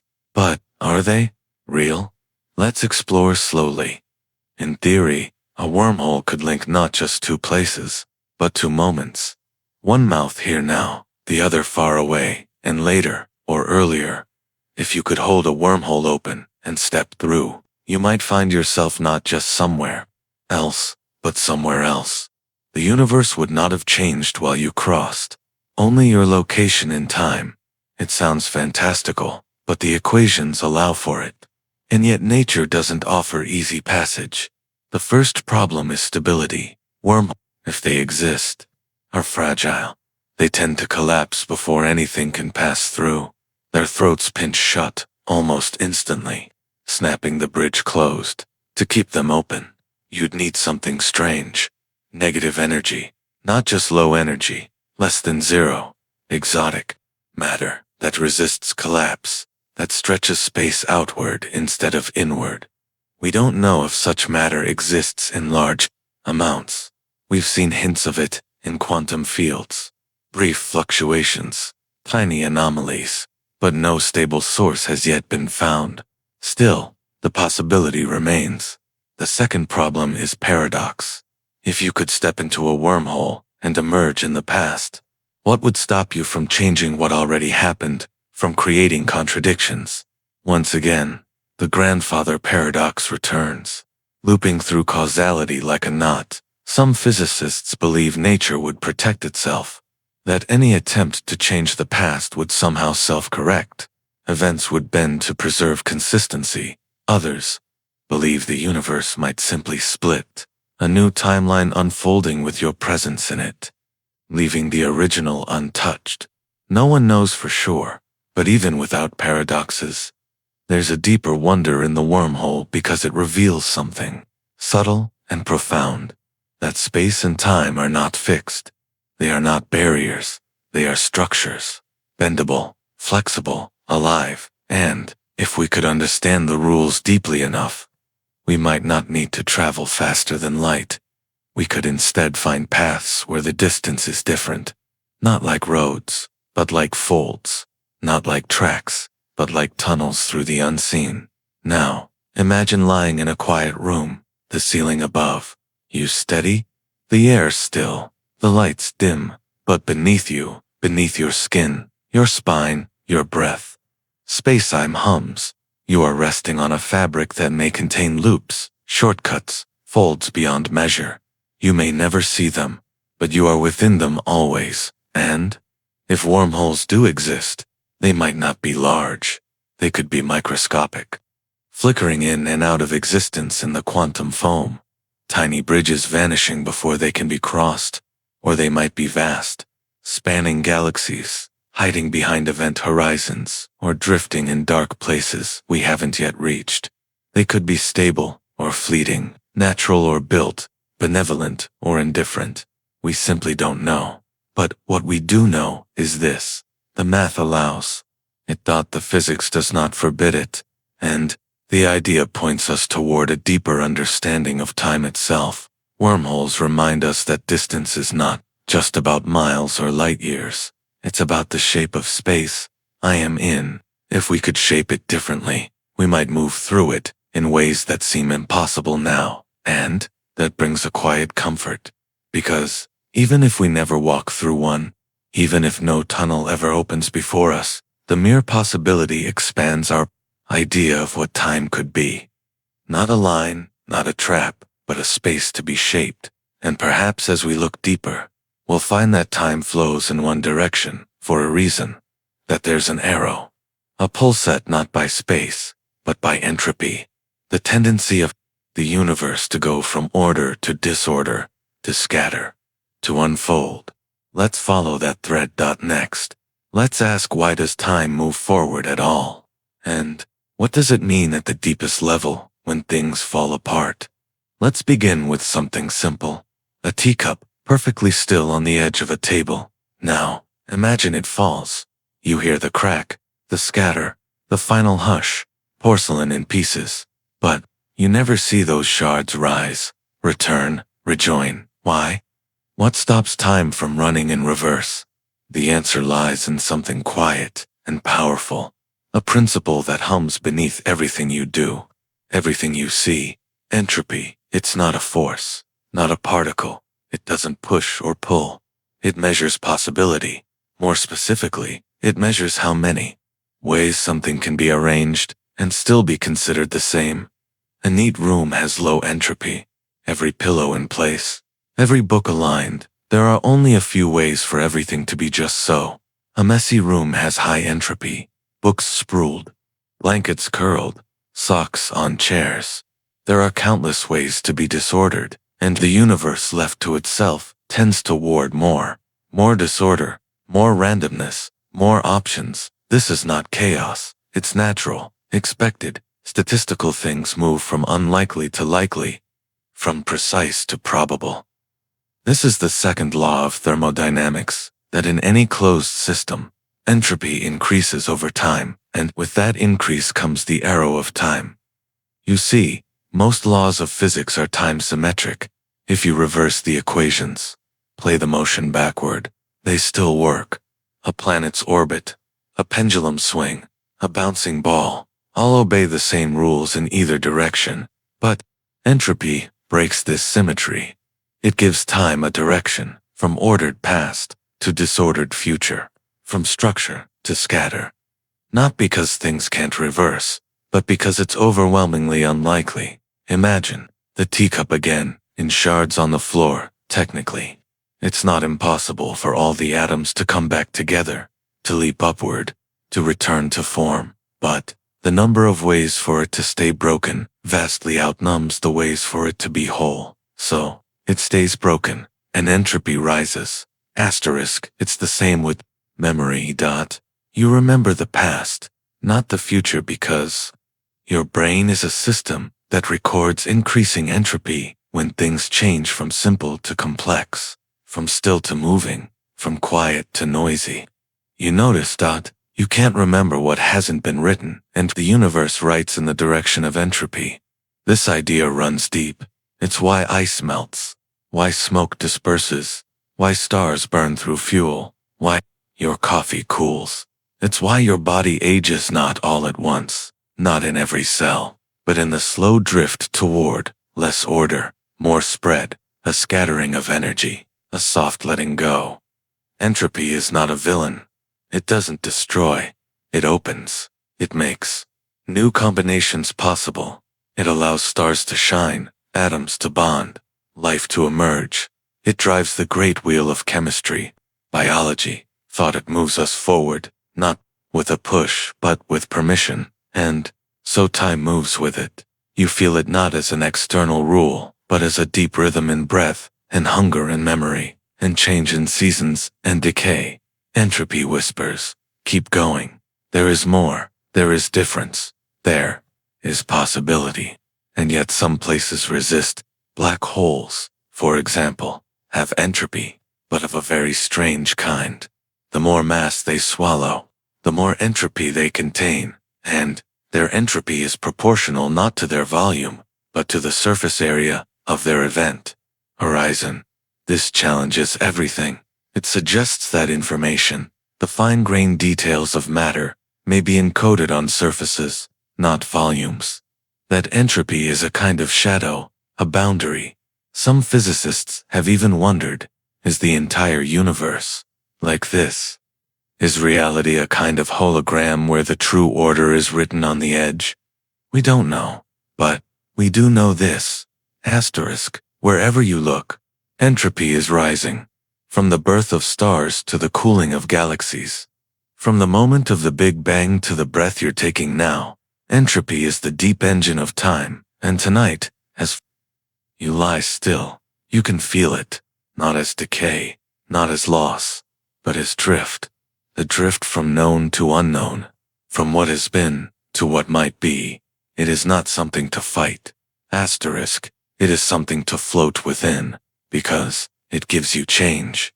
And while it may not match someone else's, while distant galaxies and racing particles may be dancing to different tempos, your now is still sacred. It holds your thoughts, your dreams, your sense of self, and, in a universe without a universal present, that's something precious, because it means that every being, every consciousness, every heartbeat is a center of time, a quiet clock moving through its own unfolding. There is no now without someone to feel it, no present without presence. So, tonight, as you lie still, your now drapes gently around you like a warm cloth shaped only by your breath and gravity and stillness, and, though others move through different rhythms, though distant stars shine in forgotten futures or long dead pasts, you are here in your body, here in your sleep, here in this soft present. But you might wonder still if the present is only a point in a larger structure, a thread through spacetime. What does the night sky really show us? Is it just a painting of stars, or a glowing map of ancient times still arriving? Let's drift there next. Let's step into the deep starlight and discover how looking up is the same as looking back. Look up, even with your eyes closed. You can imagine it. The night sky, quiet, dark, scattered with stars. Some are dim pinpricks, others bright and insistent, but none of them are what they seem, because each one is a message from the past. Every star you see or imagine, seeing is not shining now, not truly, the light that touches your eyes. Tonight began its journey long ago. It has been traveling for years, centuries, even millennia. It left the surface of a burning sun before you were born, before your country existed, before humans even walked upright. You're not looking at stars. You're looking at ancient moments, frozen in flight. This is the poetry of the cosmos, that space and time are not separate, that distance is duration, and that light is the silent courier between them. Consider our nearest neighbor.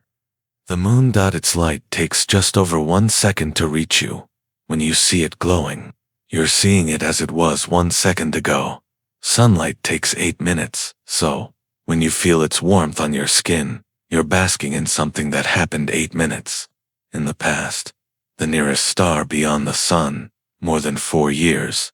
The Andromeda Galaxy, over 2 million years. You're always seeing what was, never.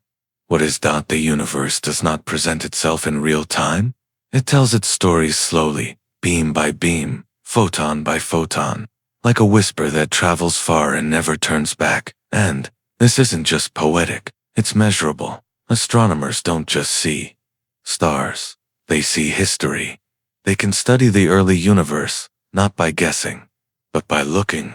The most distant galaxies we've ever observed are not simply far away. They're young. We are seeing them as they were, when the universe was just a fraction of its current age.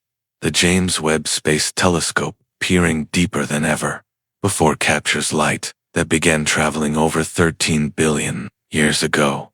You're not just looking across space, you're looking through time, and that makes the sky into something sacred. It is a museum of ancient light, paintings still being completed, a mirror reflecting what no longer is, yet still matters. And here's what's most beautiful. The light hasn't changed. It didn't forget. It carried the message across vast silence, across expanding space, without blinking. No matter how empty the dark seemed, the light never stopped moving, and it never stopped being. This light isn't just distant. It's delicate. Photons that have traveled uncountable miles uninterrupted too, arrive gently in the pupil of your eye. They're caught by your retina, turned into signal, into electricity, into memory. The past becomes something felt. That starlight becomes a thought, a wonder, a dream before sleep. Even now, as you lie still, light continues to fall across the earth, through windows, through clouds, through the quiet atmosphere. Even starlight too faint to see is still arriving, still brushing the surface of your skin, quietly marking its passage through you. And In that soft arrival, something becomes clear. You are part of this tapestry, not just a watcher of light, but made from it. The atoms in your body, and the carbon, the oxygen, the calcium are all forged in stars. You are made from stardust, shaped by fusion, cooled by time, and now those stars speak back to you. Not in words, but in glows, in the measured hush of ancient photons, arriving on schedule. Even after all these years, it is easy to forget this in daylight, when the sky is blue and the world feels immediate, but at night the truth becomes visible. The sky is not a place, it is a record, and light is not just brightness, it is time made visible. Each twinkle, each beam is a thread reaching backward, a thread you can trace if you know how to look. So, what does this mean? It means that a memory is not just held in minds or in books, it is held in the very photons that pass us. It means that the universe remembers that it offers its story freely to anyone willing to wait for the light to arrive, and it means that time is not always something to chase.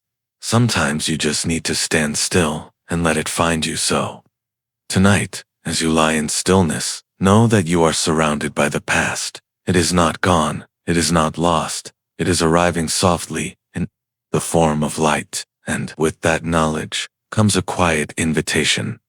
If light can bring us messages from the beginning, if the past can travel across time to touch us in the present, then perhaps we are not so far from time travel after all.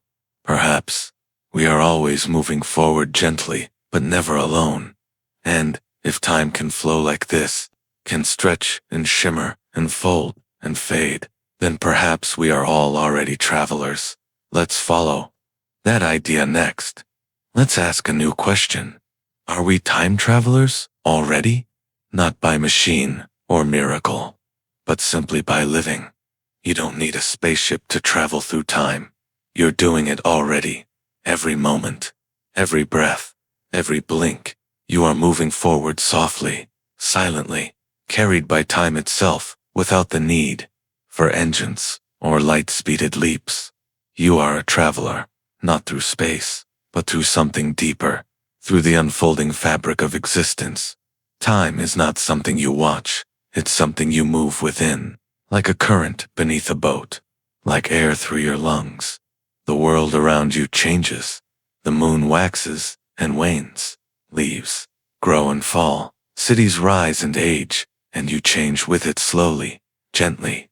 Inevitably, this is the most familiar kind of time travel, the kind we all share, and yet we rarely notice it, because it happens so evenly, because the pace never feels new, because we mistake motion for stillness.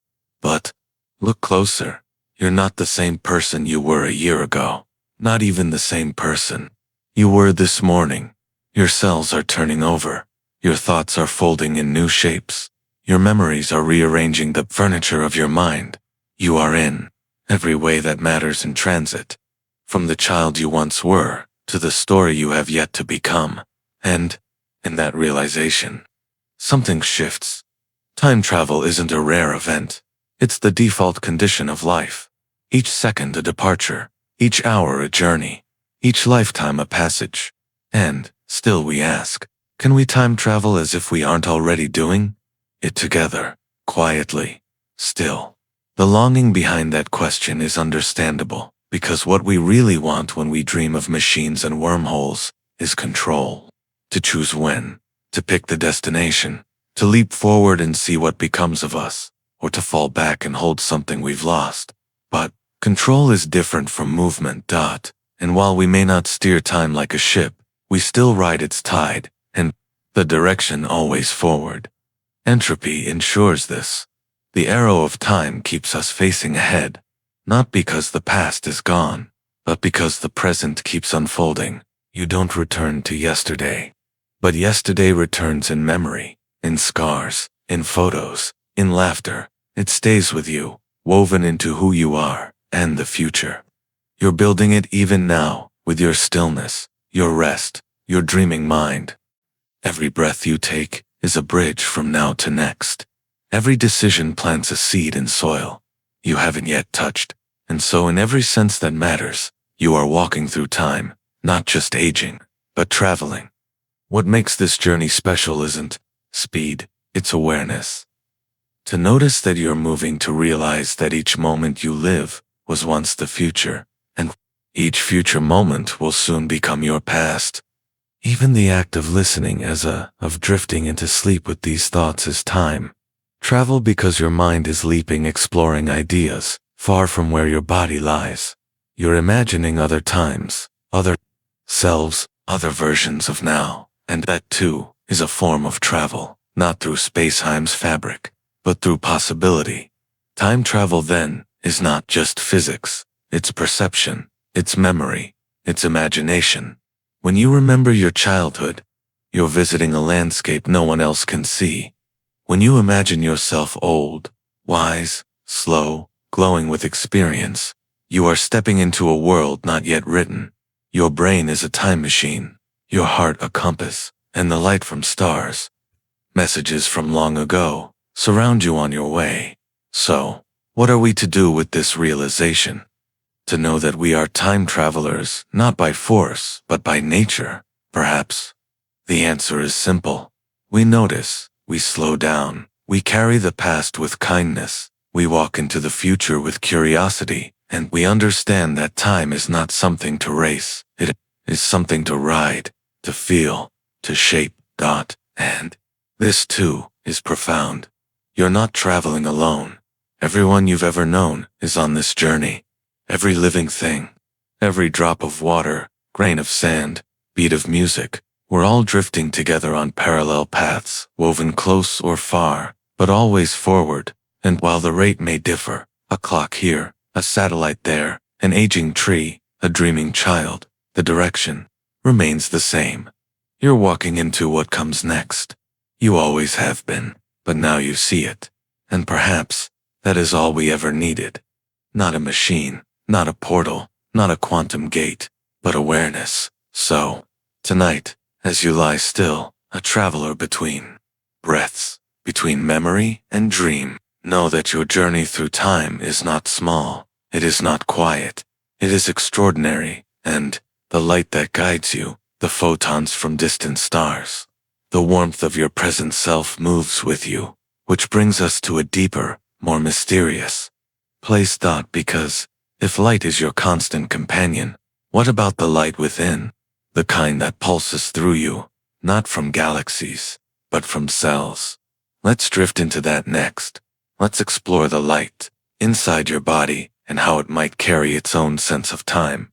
You are glowing, not in the poetic sense, though that may be true as well, but in the most literal physical way. You emit light, it's faint, far too soft for your eyes to detect, but it's there, a quiet shimmer rising from your skin, from your breath, from the countless processes unfolding within. This is called biophoton emission, a delicate glow created by the chemical reactions of life itself. Tiny bursts of light, not from fire or heat, but from the movement of molecules, the flow of energy, the dance of oxygen and carbon deep in your cells. It's the light of being alive, and this glow isn't random. It pulses with rhythm. It follows cycles, or your metabolism, your sleep, your stress, your rest. It is a clock made of photons, one that doesn't tick like a watch, but drifts like candlelight across water. In every living creature, there are clocks, but they aren't made of gears. They are made of genes, of protein loops, of oscillations, so subtle, they hum beneath your awareness. These are your circadian rhythms, the deep ancient patterns that tell your body when to wake, when to sleep, when to heal, when to dream. They're not ruled by the sun alone, though sunlight guides them. They're built into you, written into your biology. Your brain has a tiny cluster of neurons called the suprasmatic nucleus, tucked within the hypothalamus, just above where your optic nerves cross. This is your master clock. It receives light through your eyes, even when you're not looking. And, from that signal, it whispers to the rest of you. Now it's morning. Now it's night. Now, rest. But this clock isn't alone. Every organ in your body has its own rhythm. Your liver, your heart, even your skin.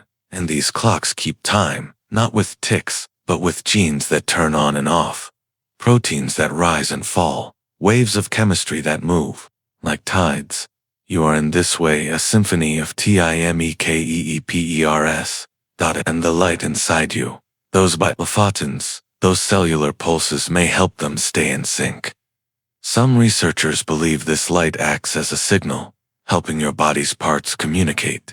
A kind of internal starlight, soft and swift. You're not just responding to time. You are making it from the inside out. And this time is personal. It flows differently than a ticking clock. It knows your stress. It knows your hunger.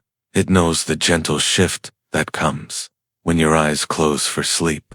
Even your melatonin, the sleep hormone, is timed by light.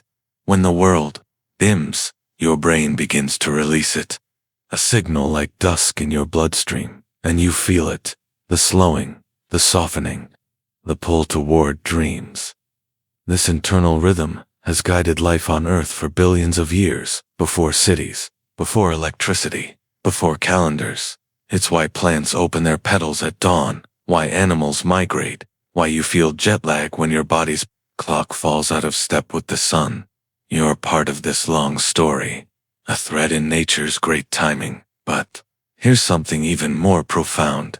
These clocks, this inner light, may be how your body knows now, not the physics of simultaneity, not cosmic relativity, but the living sense of presence. The subtle awareness of this moment is mine, and that awareness it's built from light, from cycles, from soft pulses in the dark. You don't need to look up to see time. You carry it within you, and, just like starlight, carries messages from the past. Your body carries rhythms from your ancestors, from the ancient animals, from the earliest cells that learned to tell day from night. In every breath you echo them, in every blink you honor their timing. And that means your stillness tonight, your soft descent into sleep, is part of something larger. It's not just rest, it's alignment, a reunion with your internal stars, a resetting of the light within. So, lie still, and know you're not drifting off by accident. You're responding to waves older than language. You're listening to clocks, more ancient than thought, and in that surrender, you become more yourself. And just ahead, as your inner light quiets, a new question waits. If your body keeps time, what about your mind? Can your thoughts escape this rhythm? Can dreams bend time differently? Let's float there next. Let's slip into the world of sleeping minds and explore how your brain travels without moving. Asterisk, you are no longer fully awake. Your body lies still, calm, suspended, breath soft, heart slow, eyes at rest, and yet within your skull, something remarkable is beginning. Not silence, not emptiness, but journey. Your brain, freed from the duties of daylight, begins to wander. It doesn't follow the sun now. It follows you, or at least, some version of you, through a maze of images, memories, fears, and wishes. You're dreaming, and in dreams, time becomes strange. You felt it, haven't you? The sense that hours passed in minutes, or that a single moment stretched forever. A falling sensation that lasted an eternity, only to wake up before hitting the ground. A sweeping journey, cities, conversations, lifetimes compressed into seconds. Dreams do not obey the clocks of waking life. They unfold in rhythms all their own. This isn't just poetry, it's neuroscience. Let's drift gently into the science of dreams, not to explain them away, but to understand the secret ways your brain travels without motion. Sleep begins in cycles. Light sleep first, a soft descent, then deeper sleep, where your body repairs, your temperature drops, and your awareness fades, and, finally, REM sleep, rapid eye movement, where most dreaming takes place. Your brain in REM is active, sometimes even more active than when you're awake, but it's active differently. The logical, orderly parts quiet down, the emotional, visual, and memory regions, light up. Your brain stops taking in the outside world and begins weaving together pieces of its inner world. Memories blur with feelings. Faces appear that don't belong. Places shift and reassemble. And through it all, time bends. In a lab, scientists can measure this. They found that dream time often runs faster than real time. You can experience minutes of action in just a few seconds of REM, but it's not consistent. Time in dreams is fluid, elastic, untied from the steady ticking of your internal clocks.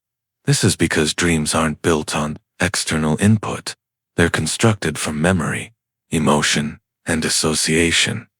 Your brain isn't recording events, it's generating them. And when it generates, it doesn't need to respect real time.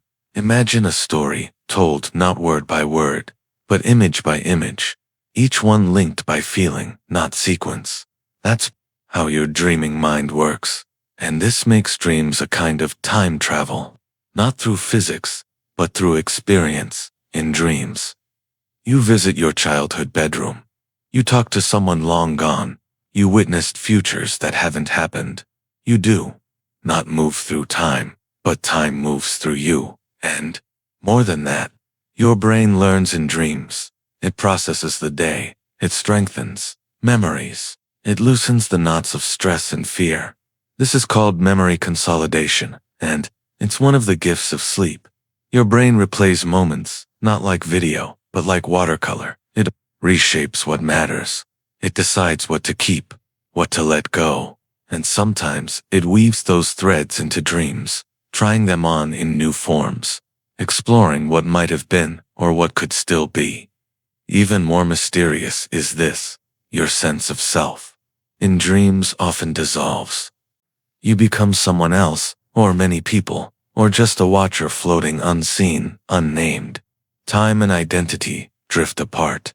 This soft unraveling may be healing, because when time stops being strict, you stop being stuck, you become fluid, and, in that fluidity, the mind can stretch, can reshape itself, can imagine new paths through pain, through joy, through fear.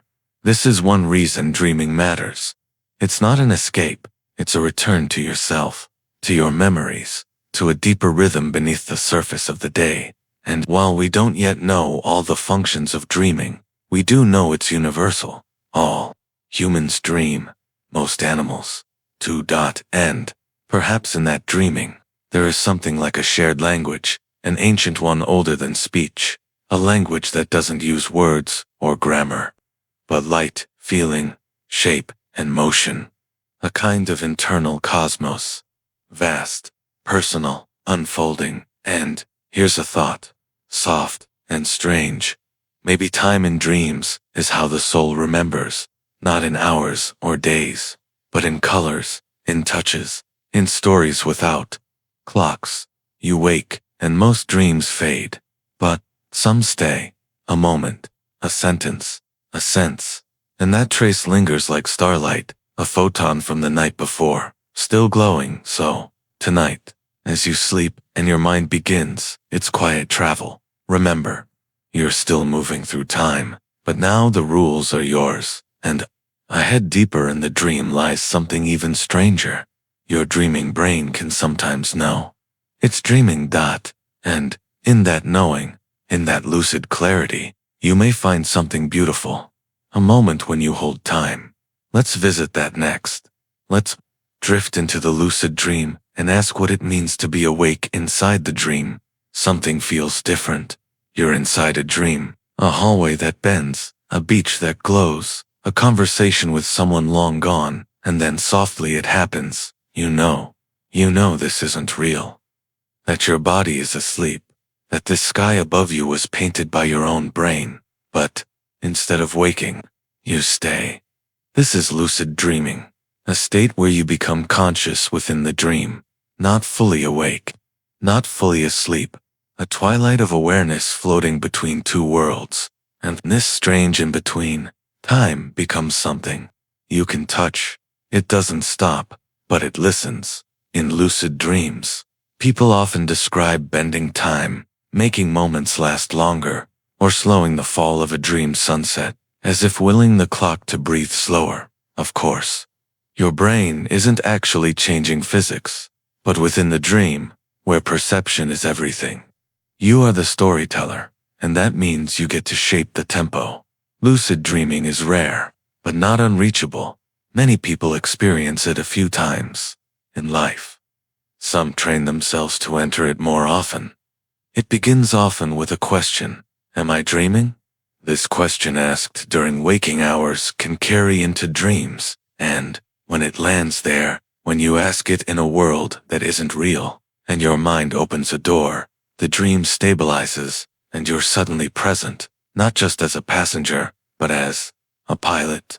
People report flying, breathing underwater, visiting lost places, rewriting memories, not because they want to escape reality, but because the dream becomes a canvas for healing, for joy, for clarity. But even more profound than what you can do is how time feels.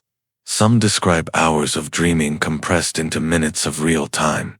Others feel suspended in single scenes, like raindrops frozen mid-fall. Without the cues of a ticking clock, your mind becomes the clock.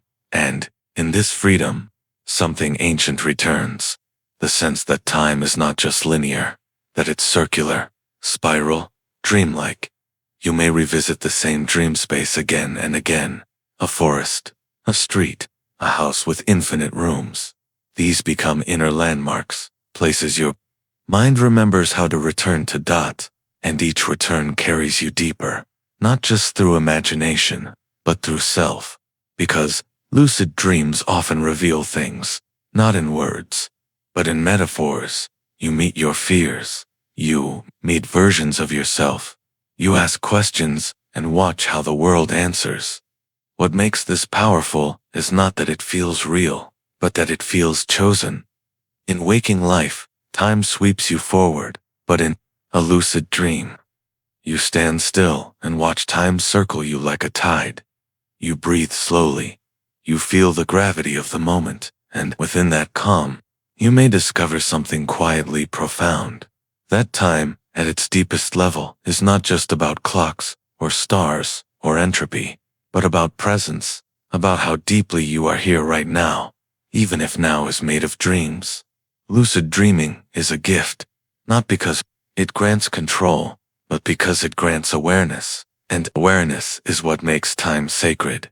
Because, when you know you are dreaming, you realize how much of waking life is also filled with drifting. How often we move without noticing, how often the days pass unnamed, and so lucid dreaming can remind you gently, without judgment, to be more awake. When you are awake, to notice the way light changes in a room, to hear your own breath, to feel the seconds as they pass, because all of it is time, and time is the only thing you truly live within.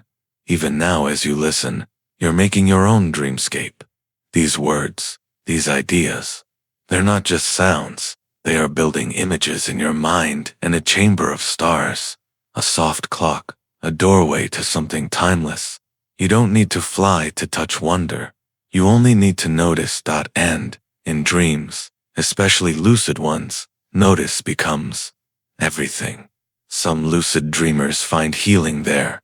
They rehearse difficult conversations. They let go of grief. They practice courage, not because dreams replace life, but because they reflect it. And what is a reflection, if not a pause in time? So, if you ever find yourself dreaming and you feel that subtle shift, that feather touch of knowing, stay, breathe, look around, ask your dream where it wants to go, or where you need to go, because, in that moment, you are the traveler and the terrain, the dreamer and the dream, and time simply waits. So, tonight, as you drift toward deeper sleep, let the possibility of lucidity linger, not as a goal, but as a gift, a reminder that your mind holds worlds, that even while resting, you are exploring, you are unfolding, and ahead, deeper still, beneath lucid dreaming, beneath story, beneath self, there is something even quieter, a place where time slows to its softest whisper, where thought fades, where only awareness remains. Let's visit that next. Let's dissolve into deep sleep and explore the space beyond dreams. You have let go, the dreamer's past. Even the lucid flickers have dissolved. No more faces, no places, no flight or fear, just stillness. You're entering deep sleep, the place where your body repairs. Your mind resets, and time seems to vanish entirely. This is not unconsciousness. It is not absence. It is presence so complete. You no longer need to narrate it. You're not gone. You're simply resting in being. Let's move gently into this quiet terrain, a state that science studies with precision, but that the spirit experiences as peace. Your brain, once lit with thoughts and visions, now slows into large, slow waves, delta waves, rolling across your cortex like ocean swells. These waves signal the body to release growth hormone to lower blood pressure, to relax the muscles. Wounds heal, immune cells patrol. Memories newly formed begin to settle. This is the restoration phase, not just of mind, but of matter. Your neurons clean themselves. Your spine subtly shifts. Even your heartbeat follows a slower rhythm, matching the waves of your brain. It's as if your entire being has remembered an older way of moving, like leaves, falling like tides turning. And here's the strangest thing. You're no longer aware of time, not even as an idea. In deep sleep, there is no clock within you, no story being told, no observer to count the seconds. You are still passing through time, but you no longer carry a self that feels it. And this absence is a kind of healing, because all day long you carry time in schedules, in thoughts, in aging, in memory. You calculate, you anticipate, you remember, but now none of that matters. You're not anticipating anything, not remembering, not thinking ahead. You've given yourself to the rhythm of sleep, and in doing so, you've stepped outside the lines. This may be the closest your waking mind ever comes to touching eternity. Not a long stretch of time, but a moment without time. A space so deep the clock cannot follow. And yet, when you wake, you say things like, "That felt fast," or "That felt like forever." Why? Because your brain, when re-emerging, tries to place itself. It looks for landmarks, dreams, thoughts, sounds, and finds none, so it guesses. But truly, you were nowhere, and yet, in that nowhere so much happened. Your body did its quiet work. Your mind sifted its thoughts. Your spirit rested in its own stillness. And all of it happened without your effort. This is something to cherish. The understanding that restoration does not always require action. That sometimes the deepest healing comes when you stop steering. When you allow the tide of biology and rhythm to carry you home. And while you were drifting there, time moved on. The stars continued shining. The planet spun. Distant galaxies stretched farther apart. But you were still, and in that stillness, you became more you. It's easiest to forget, in the noise of waking life, that you are built for this, that your body knows how to rest, that sleep is not an interruption, but a return, and deep sleep, dreamless, thoughtless, slow, is the cradle of that return. Even now, as you begin to stir toward lighter sleep, you may feel the echo of that stillness, like the hush after a storm, like a lake before dawn. You've been there. You'll return. And every night, that return becomes a soft reset of your being. A reminder that time is not only fast, not only forward, not only full. Sometimes time is hollow, spacious, welcoming, and you, without needing to know how, fill it gently with rest. There is a kind of grace in this, that even without consciousness, you are healing. Even without dreaming, you are growing. And ahead, as your mind begins to reawaken, new waves begin to ripple. The early signs of the light flicker of another dream. You're not done traveling. Sleep is not one place, but a cycle, a spiral, and you are rising toward its next layer. So, as you ascend, Carry with you the memory of this silence. Let it stay beneath your thoughts like deep roots under a tree. Let it remind you that you are allowed to pause, that even in a world always rushing, there is strength in stillness, and, from that stillness, new stories can begin. Next, we return to the dance of thought, to the rhythm of dreams once more, but now with a deeper anchor. Let's explore how memory reshapes itself in sleep, how your past rewrites itself. While you're resting, let's step into the gentle art of forgetting. You carry as much, every sound you hear, every glance, every word, each moment of joy or confusion. Your brain receives them all. But not everything is kept, and that's not a flaw, it's a gift. Tonight, as you sleep, your brain is carefully curating the story of you. It is deciding what to keep, what to set aside, what to let dissolve like mist at sunrise. This is not forgetting as failure, but forgetting as gruel. Let's step quietly into this process, into the strange and beautiful machinery of memory and sleep. When you're awake, your brain is constantly recording. It stores impressions, emotions, sights, sounds, millions of bits of information layered in real time. But these memories are unstable at first, like wet paint.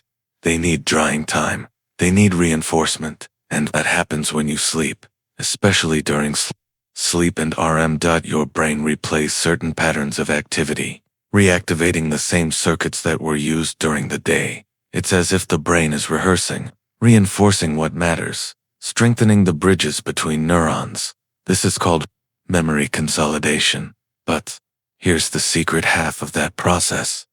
To strengthen what matters, the brain must also let go of what doesn't. This is the gentle art of forgetting, and it is just as essential, because without forgetting, you would be overwhelmed. A flood of useless details, noise without signal. Your mind, wise and quiet, filters the day like a sieve. It asks, did this help us survive? Did this teach us something new? Did this matter to the heart? And, if not, it lets it go. Not with violence, not with erasure, but with softness, like setting a letter down in a stream, like watching a footprint fade from the sand. Some memories are stored in your hippocampus, the brain's temporary archive. Others, once stabilized, are transferred to the long-term library of self, and, while that transfer happens, the system clears out space, releases clutter, makes room for tomorrow. You may not remember the faces you passed on the street today, or the color of the car that drove by, or the exact shape of that passing cloud. And that's okay, because forgetting allows focus. It allows meaning to stand out, and, more than that, it allows pain to soften all at once. Not perfectly, but sleep is often where wounds begin to blur, where sorrow loses its sharpest edge, where the day's weight becomes bearable. This is not forgetting in the sense of loss, it is forgetting as healing. Dreams may bring old memories to the surface, sometimes ones you didn't know you were carrying. They give you a safe space to revisit, reframe, reprocess. And when those dreams end, something has shifted. The memory has been placed in a new box, its shape changed, its meaning refined, and sometimes it no longer needs to be carried. The brain's ability to forget is deeply intelligent. Children forget more than adults because their brains are building the foundational architecture. They prune what isn't necessary. They clear paths for learning. And as adults, we continue this quiet pruning, not just through sleep, but especially through sleep. In this way, forgetting becomes a rhythm.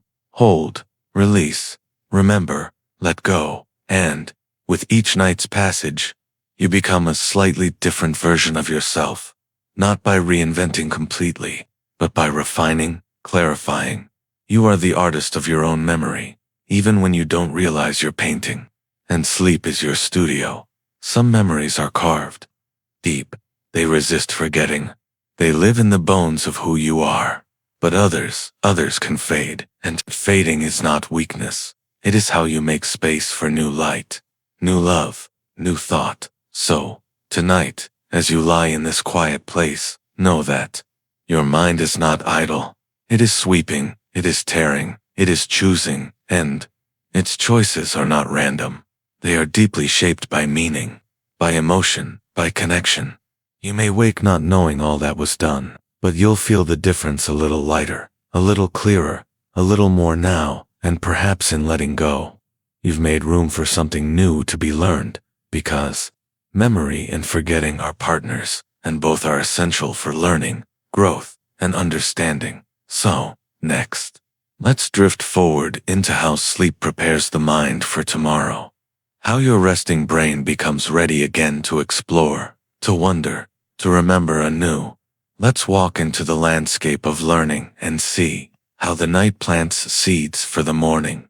You might think learning happens when you're awake, when you're reading, listening, trying, but the truth is your brain learns in layers, and some of its most powerful lessons are written at night, right now, as you rest. Your mind is not just sorting the past, it is preparing for the future. It is weaving threads together, forming patterns, linking thoughts that never met before. It is getting ready to learn. Let's wander into this idea softly. No need to rush. Let it unfold like breath. All day long, your senses gather the world. You absorb language, movement, images, facts. Some of it you notice, much of it you don't, but your brain notices. Records, experiences not as perfect files, but as networks of meaning. These new experiences are fragile. At first, like seedlings pressed into soil, they need rest, darkness, and time to grow. And this is where sleep begins its magic. During certain stages of sleep, especially during deep sleep and REM sleep, your brain strengthens new neural connections. Imagine tiny sparks traveling between brain cells, lighting up paths that were barely formed, paths that by morning become roads. This is called synaptic consolidation, the way your brain firms up new learning. It's one reason why after a good night's sleep, you remember more clearly, you understand more deeply, you see more possibility, but something even more beautiful is happening. Your brain isn't just remembering things the way you receive them, it's reorganizing them, reshaping knowledge, finding unexpected bridges. This is often called insight, the aha that seems to come from nowhere, but it doesn't come from nowhere. It comes from the silent work of your sleeping mind. A problem you struggled with during the day might seem simpler in the morning. A creative block might soften. An idea might click into play as if gifted by the night. That gift was grown while you slept. Studies have shown this over and over. Participants who sleep after learning perform better on memory tasks. They solve puzzles more quickly. They're more creative in their solutions, because sleep doesn't just preserve what you learned. It transforms it. Like compost becoming rich soil, like scattered notes becoming a melody. This transformation is quiet. It doesn't feel like effort. It feels like waking up a little wiser. And this process isn't just for big ideas. It happens every night in ways, both grand and subtle. Your motor skills sharpen. Your attention resets. Asterisk. Your emotions settle into balance again. Think of your brain as a garden. During the day, you walk through it, planting without noticing. At night, the garden tends itself, pulls weeds, waters roots, prepares the ground for what comes next. And because you've allowed it rest, deep, rhythmic, uninterrupted rest, you wake not only restored, but more capable, more able to learn, to adapt, to notice new beauty, because learning isn't only about what you take in, it's about what you're ready for, and sleep makes you ready. Even your emotions, the ones that color your learning, your choices, are recalibrated as you sleep. During emotional memories are softened, their sharp edges dulled, their weight redistributed. You wake with a clearer head, a steadier heart, and so the learning that awaits you the next day doesn't land on clutter. It finds room, and that room has been made by dreams, by forgetting, by stillness, and by sleep. This is why rest is not a luxury. It's not what you do after the work. It's part of the work. It's how wisdom grows roots, how thought deepens, how experience becomes understanding. So, tonight, as you sleep, you're becoming more ready for the ideas that will come, for the truths you'll uncover, for the moments of clarity that will bloom when you least expect them. And this too is time travel, but in a softer sense, because the thoughts you plant now are the quiet ones, the forgotten ones, the ones you aren't even aware of, may blossom days or years from now. Your sleeping brain is writing a future you haven't yet walked into, and when you arrive, you may find yourself knowing something you don't remember learning. That is the gift of sleep. It makes space for what is not yet ready to bloom, and as you rest tonight, know that this preparation is enough. You don't need to try. You don't need to force growth. The garden knows what to do. All you have to do is rest. And ahead, as morning waits behind the curtain of night, there is a battle question rising. If sleep can prepare your mind for the future, can it also carry wisdom from the distant past? Let's end our journey soon with a return to the beginning, to the cosmic speed that started it all. You've drifted through dreams, floated beneath memories among thoughts not yet born, and now, softly, something calls you back, not with urgency, but with quiet gravity. You return not to noise, but to wonder, to the deep hum beneath everything, to the rhythm of the cosmos itself. The speed of light, that ancient constant, never left you. It has cradled you even here in sleep, because, even as your brain rested, the universe continued, and it did so by the same rules it always has. The clock of the cosmos is still ticking. And that clock is built on light. Let's rise slowly into that truth, as if emerging from underwater. No need to hurry. The stars will wait. The speed of light, about 299,000 kilometers per second, isn't just fast, it's foundational. It is how space and time are woven together. It is how causality holds shape. It is the limit that gives the universe structure. Without it, nothing would be predictable. No story would hold. No atom would know how to behave. And yet this immense cosmic constant is quiet. It does not shout. It simply is, and it is everywhere. Every photon you've ever seen, the glow of a candle, the shimmer of the moon, the soft blue of a screen, moves at this exact speed. It doesn't vary with your motion. It doesn't care about your direction. It is the same always, like a heartbeat beneath reality.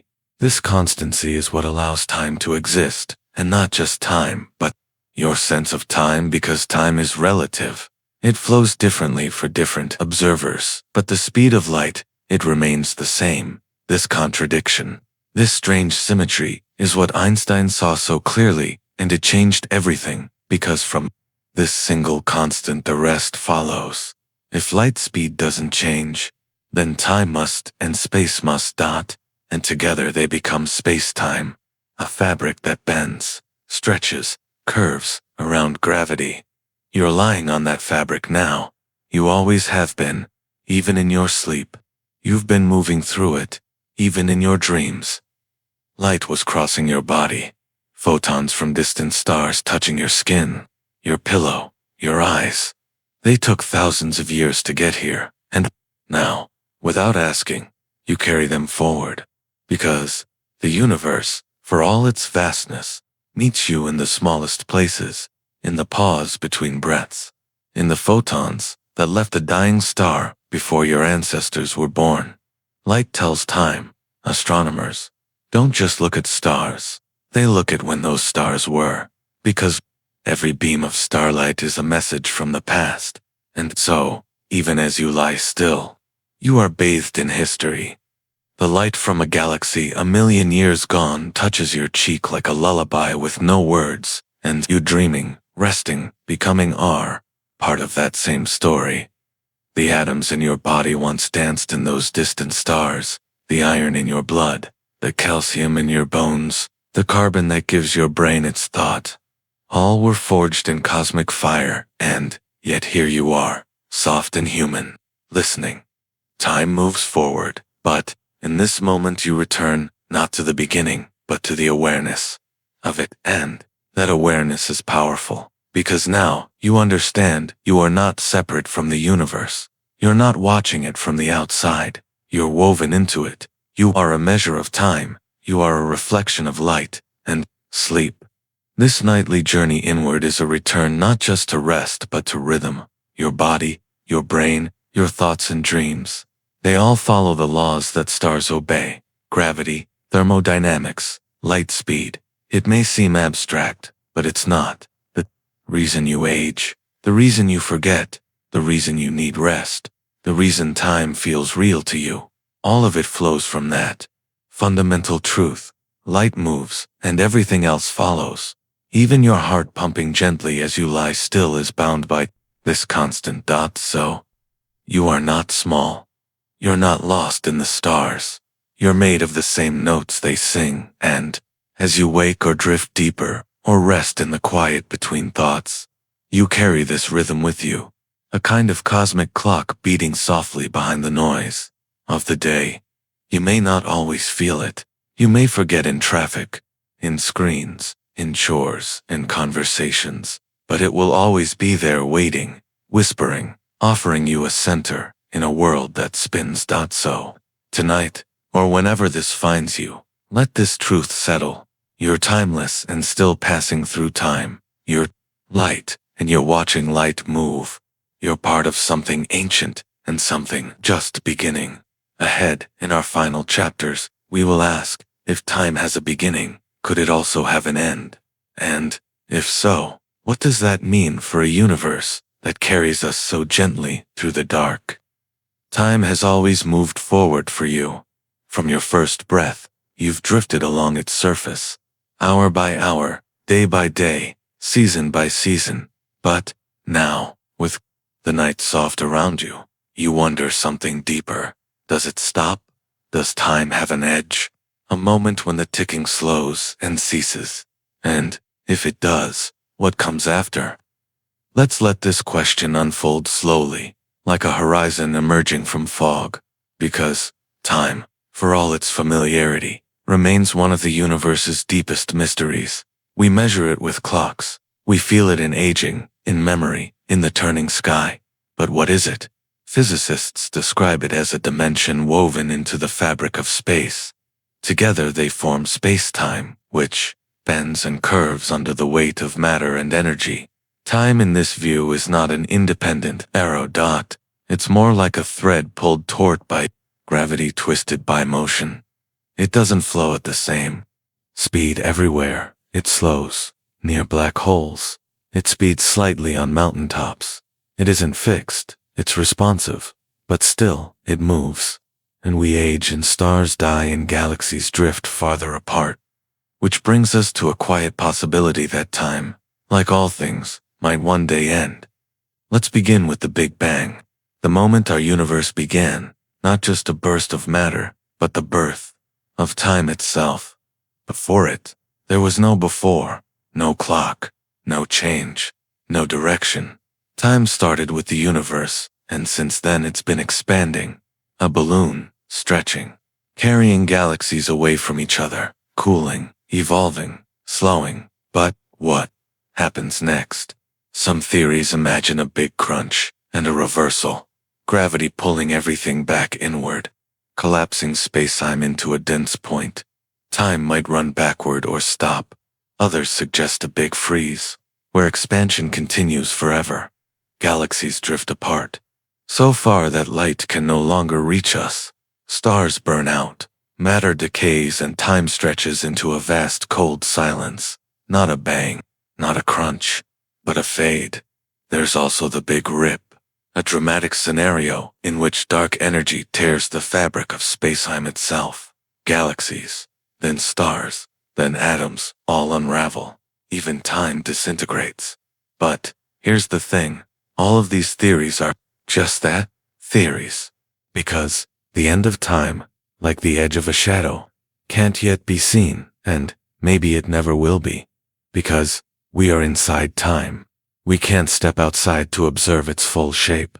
We don't know if it loops or stretches forever, or bends back on itself, like a river returning to its source. Even if the universe ends, does time end, or does it simply reset? There are whispers in quantum physics, ideas that time may be emergent, not fundamental, that it may arise from deeper laws, more abstract than clocks or motion. If that's true, then what we feel is time may be just one way of experiencing a larger reality, like seeing ripples without knowing the pond, or hearing music without seeing the strings, and yet time feels real. You age, you remember, you hope, you regret. Your life is shaped by time's presence, and one day, far from now, your body will stop moving through it. But, even then, your atoms will go on, your matter will scatter, your energy will disperse, and, in that scattering you will continue, not as a self, but as a note in the long song of the cosmos. And perhaps time will carry you into a star, into a tree, into someone's breath. Or perhaps time itself will fade, and all will rest. A final stillness, a return to the timeless dot. And maybe that's not frightening. Maybe the end of time is not a wall, but a quiet merging. The way night doesn't end the day, but folds it into sleep. So tonight, as you lie here, a single being in a vast, mysterious unfolding, let this thought settle. You do not need to see the end of time. You only need to feel your place in it, and you are here now, held in a moment the universe will never repeat. A moment stitched into spacetime by your breath, your awareness, your wondering, and, even as time moves forward, even as questions remain unanswered, you are part of the asking, and that asking is timeless ahead as we gently close this journey. One question remains. If time began and may someday end, what is the present? What does it mean to exist right now? Let's drift there next into the delicate miracle of now. You are here, not yesterday, not tomorrow, not even a second ago, just here in this this heartbeat, this gentle quiet after everything we've explored, and the speed of light, the stretching of space-time, the bending of clocks and dreams and stars. You arrive softly in the most mysterious place of all, the present. It feels simple, doesn't it? A moment, a now. But, what is it really? Is it the tick of a second hand? The silence between thoughts? The flicker of light before it fades?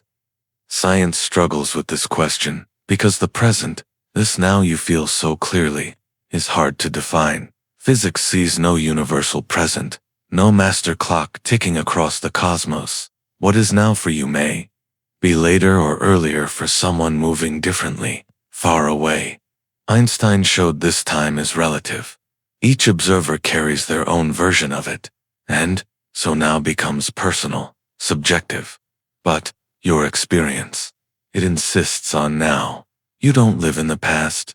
You don't live in the future. You live here, in this unfolding moment, and then the next and the next, like waves brushing the shore. Neuroscience, too, finds mystery in the present. Your brain takes time to process reality. What you see, hear, feel, it all arrives with a slight delay. Just milliseconds, but enough to suggest that your now is already a memory. So, you're always a breath behind the world, and yet it feels immediate. It feels real. That is the miracle. That despite delay, despite relativity, despite the blur of perception, you can pause and feel presence. You can return to it right now in this moment. Nothing is missing. There is no past to rewrite, no future to rehearse, just this. The sound of your breath, the quiet around you, the rhythm of your own being, and, in this stillness, you touch something that doesn't move, not outside of time, but deep within it. The present is not a razor's edge, between past and future. It's a vast field, open, waiting, and, when you step into it, fully, gently, time itself softens. This is why we meditate, why we listen, why we breathe slowly, to return again and again, to now, because now is the only place where your life actually happens. You've traveled so far tonight through particles and paradoxes, through black holes and dreaming brains, through the end of time and the beginning of stars, and still the most intimate mystery is right here. Your awareness, this breath, this moment of rest. You do not need to understand everything. You do not need to solve time. You only need to feel your way into now and trust that it is enough, because it is you are, and that is a beautiful thing. Let your thoughts settle now. Let the ideas float freely. You don't need to hold them. They will stay with you, not as facts, but as seeds, seeds of wonder, seeds of calm, and, in the days ahead, as clocks tick, as moments pass, as time carries you through the small and vast, you may return here to this still point, to this knowing that you are part of it all, that the universe moves through you just as you move through it. Thank you for sharing this journey, for drifting through these quiet stories of science and self, for allowing time to slow and thought to soften. If you found rest here or wonder, or even just a moment of calm, I invite you to return again. End. Long way in keeping these stories flowing. But, for now, just sleep. Let the thoughts fade. Let the silence deepen. You're safe here. You're home. Good night. And thank you for being here. Thank you for drifting with Mind Scramble tonight. If you found rest or wonder here, subscribe and come back whenever you need the calm. Your listening keeps these quiet journeys alive. Sleep easy, and I'll meet you in the next chapter.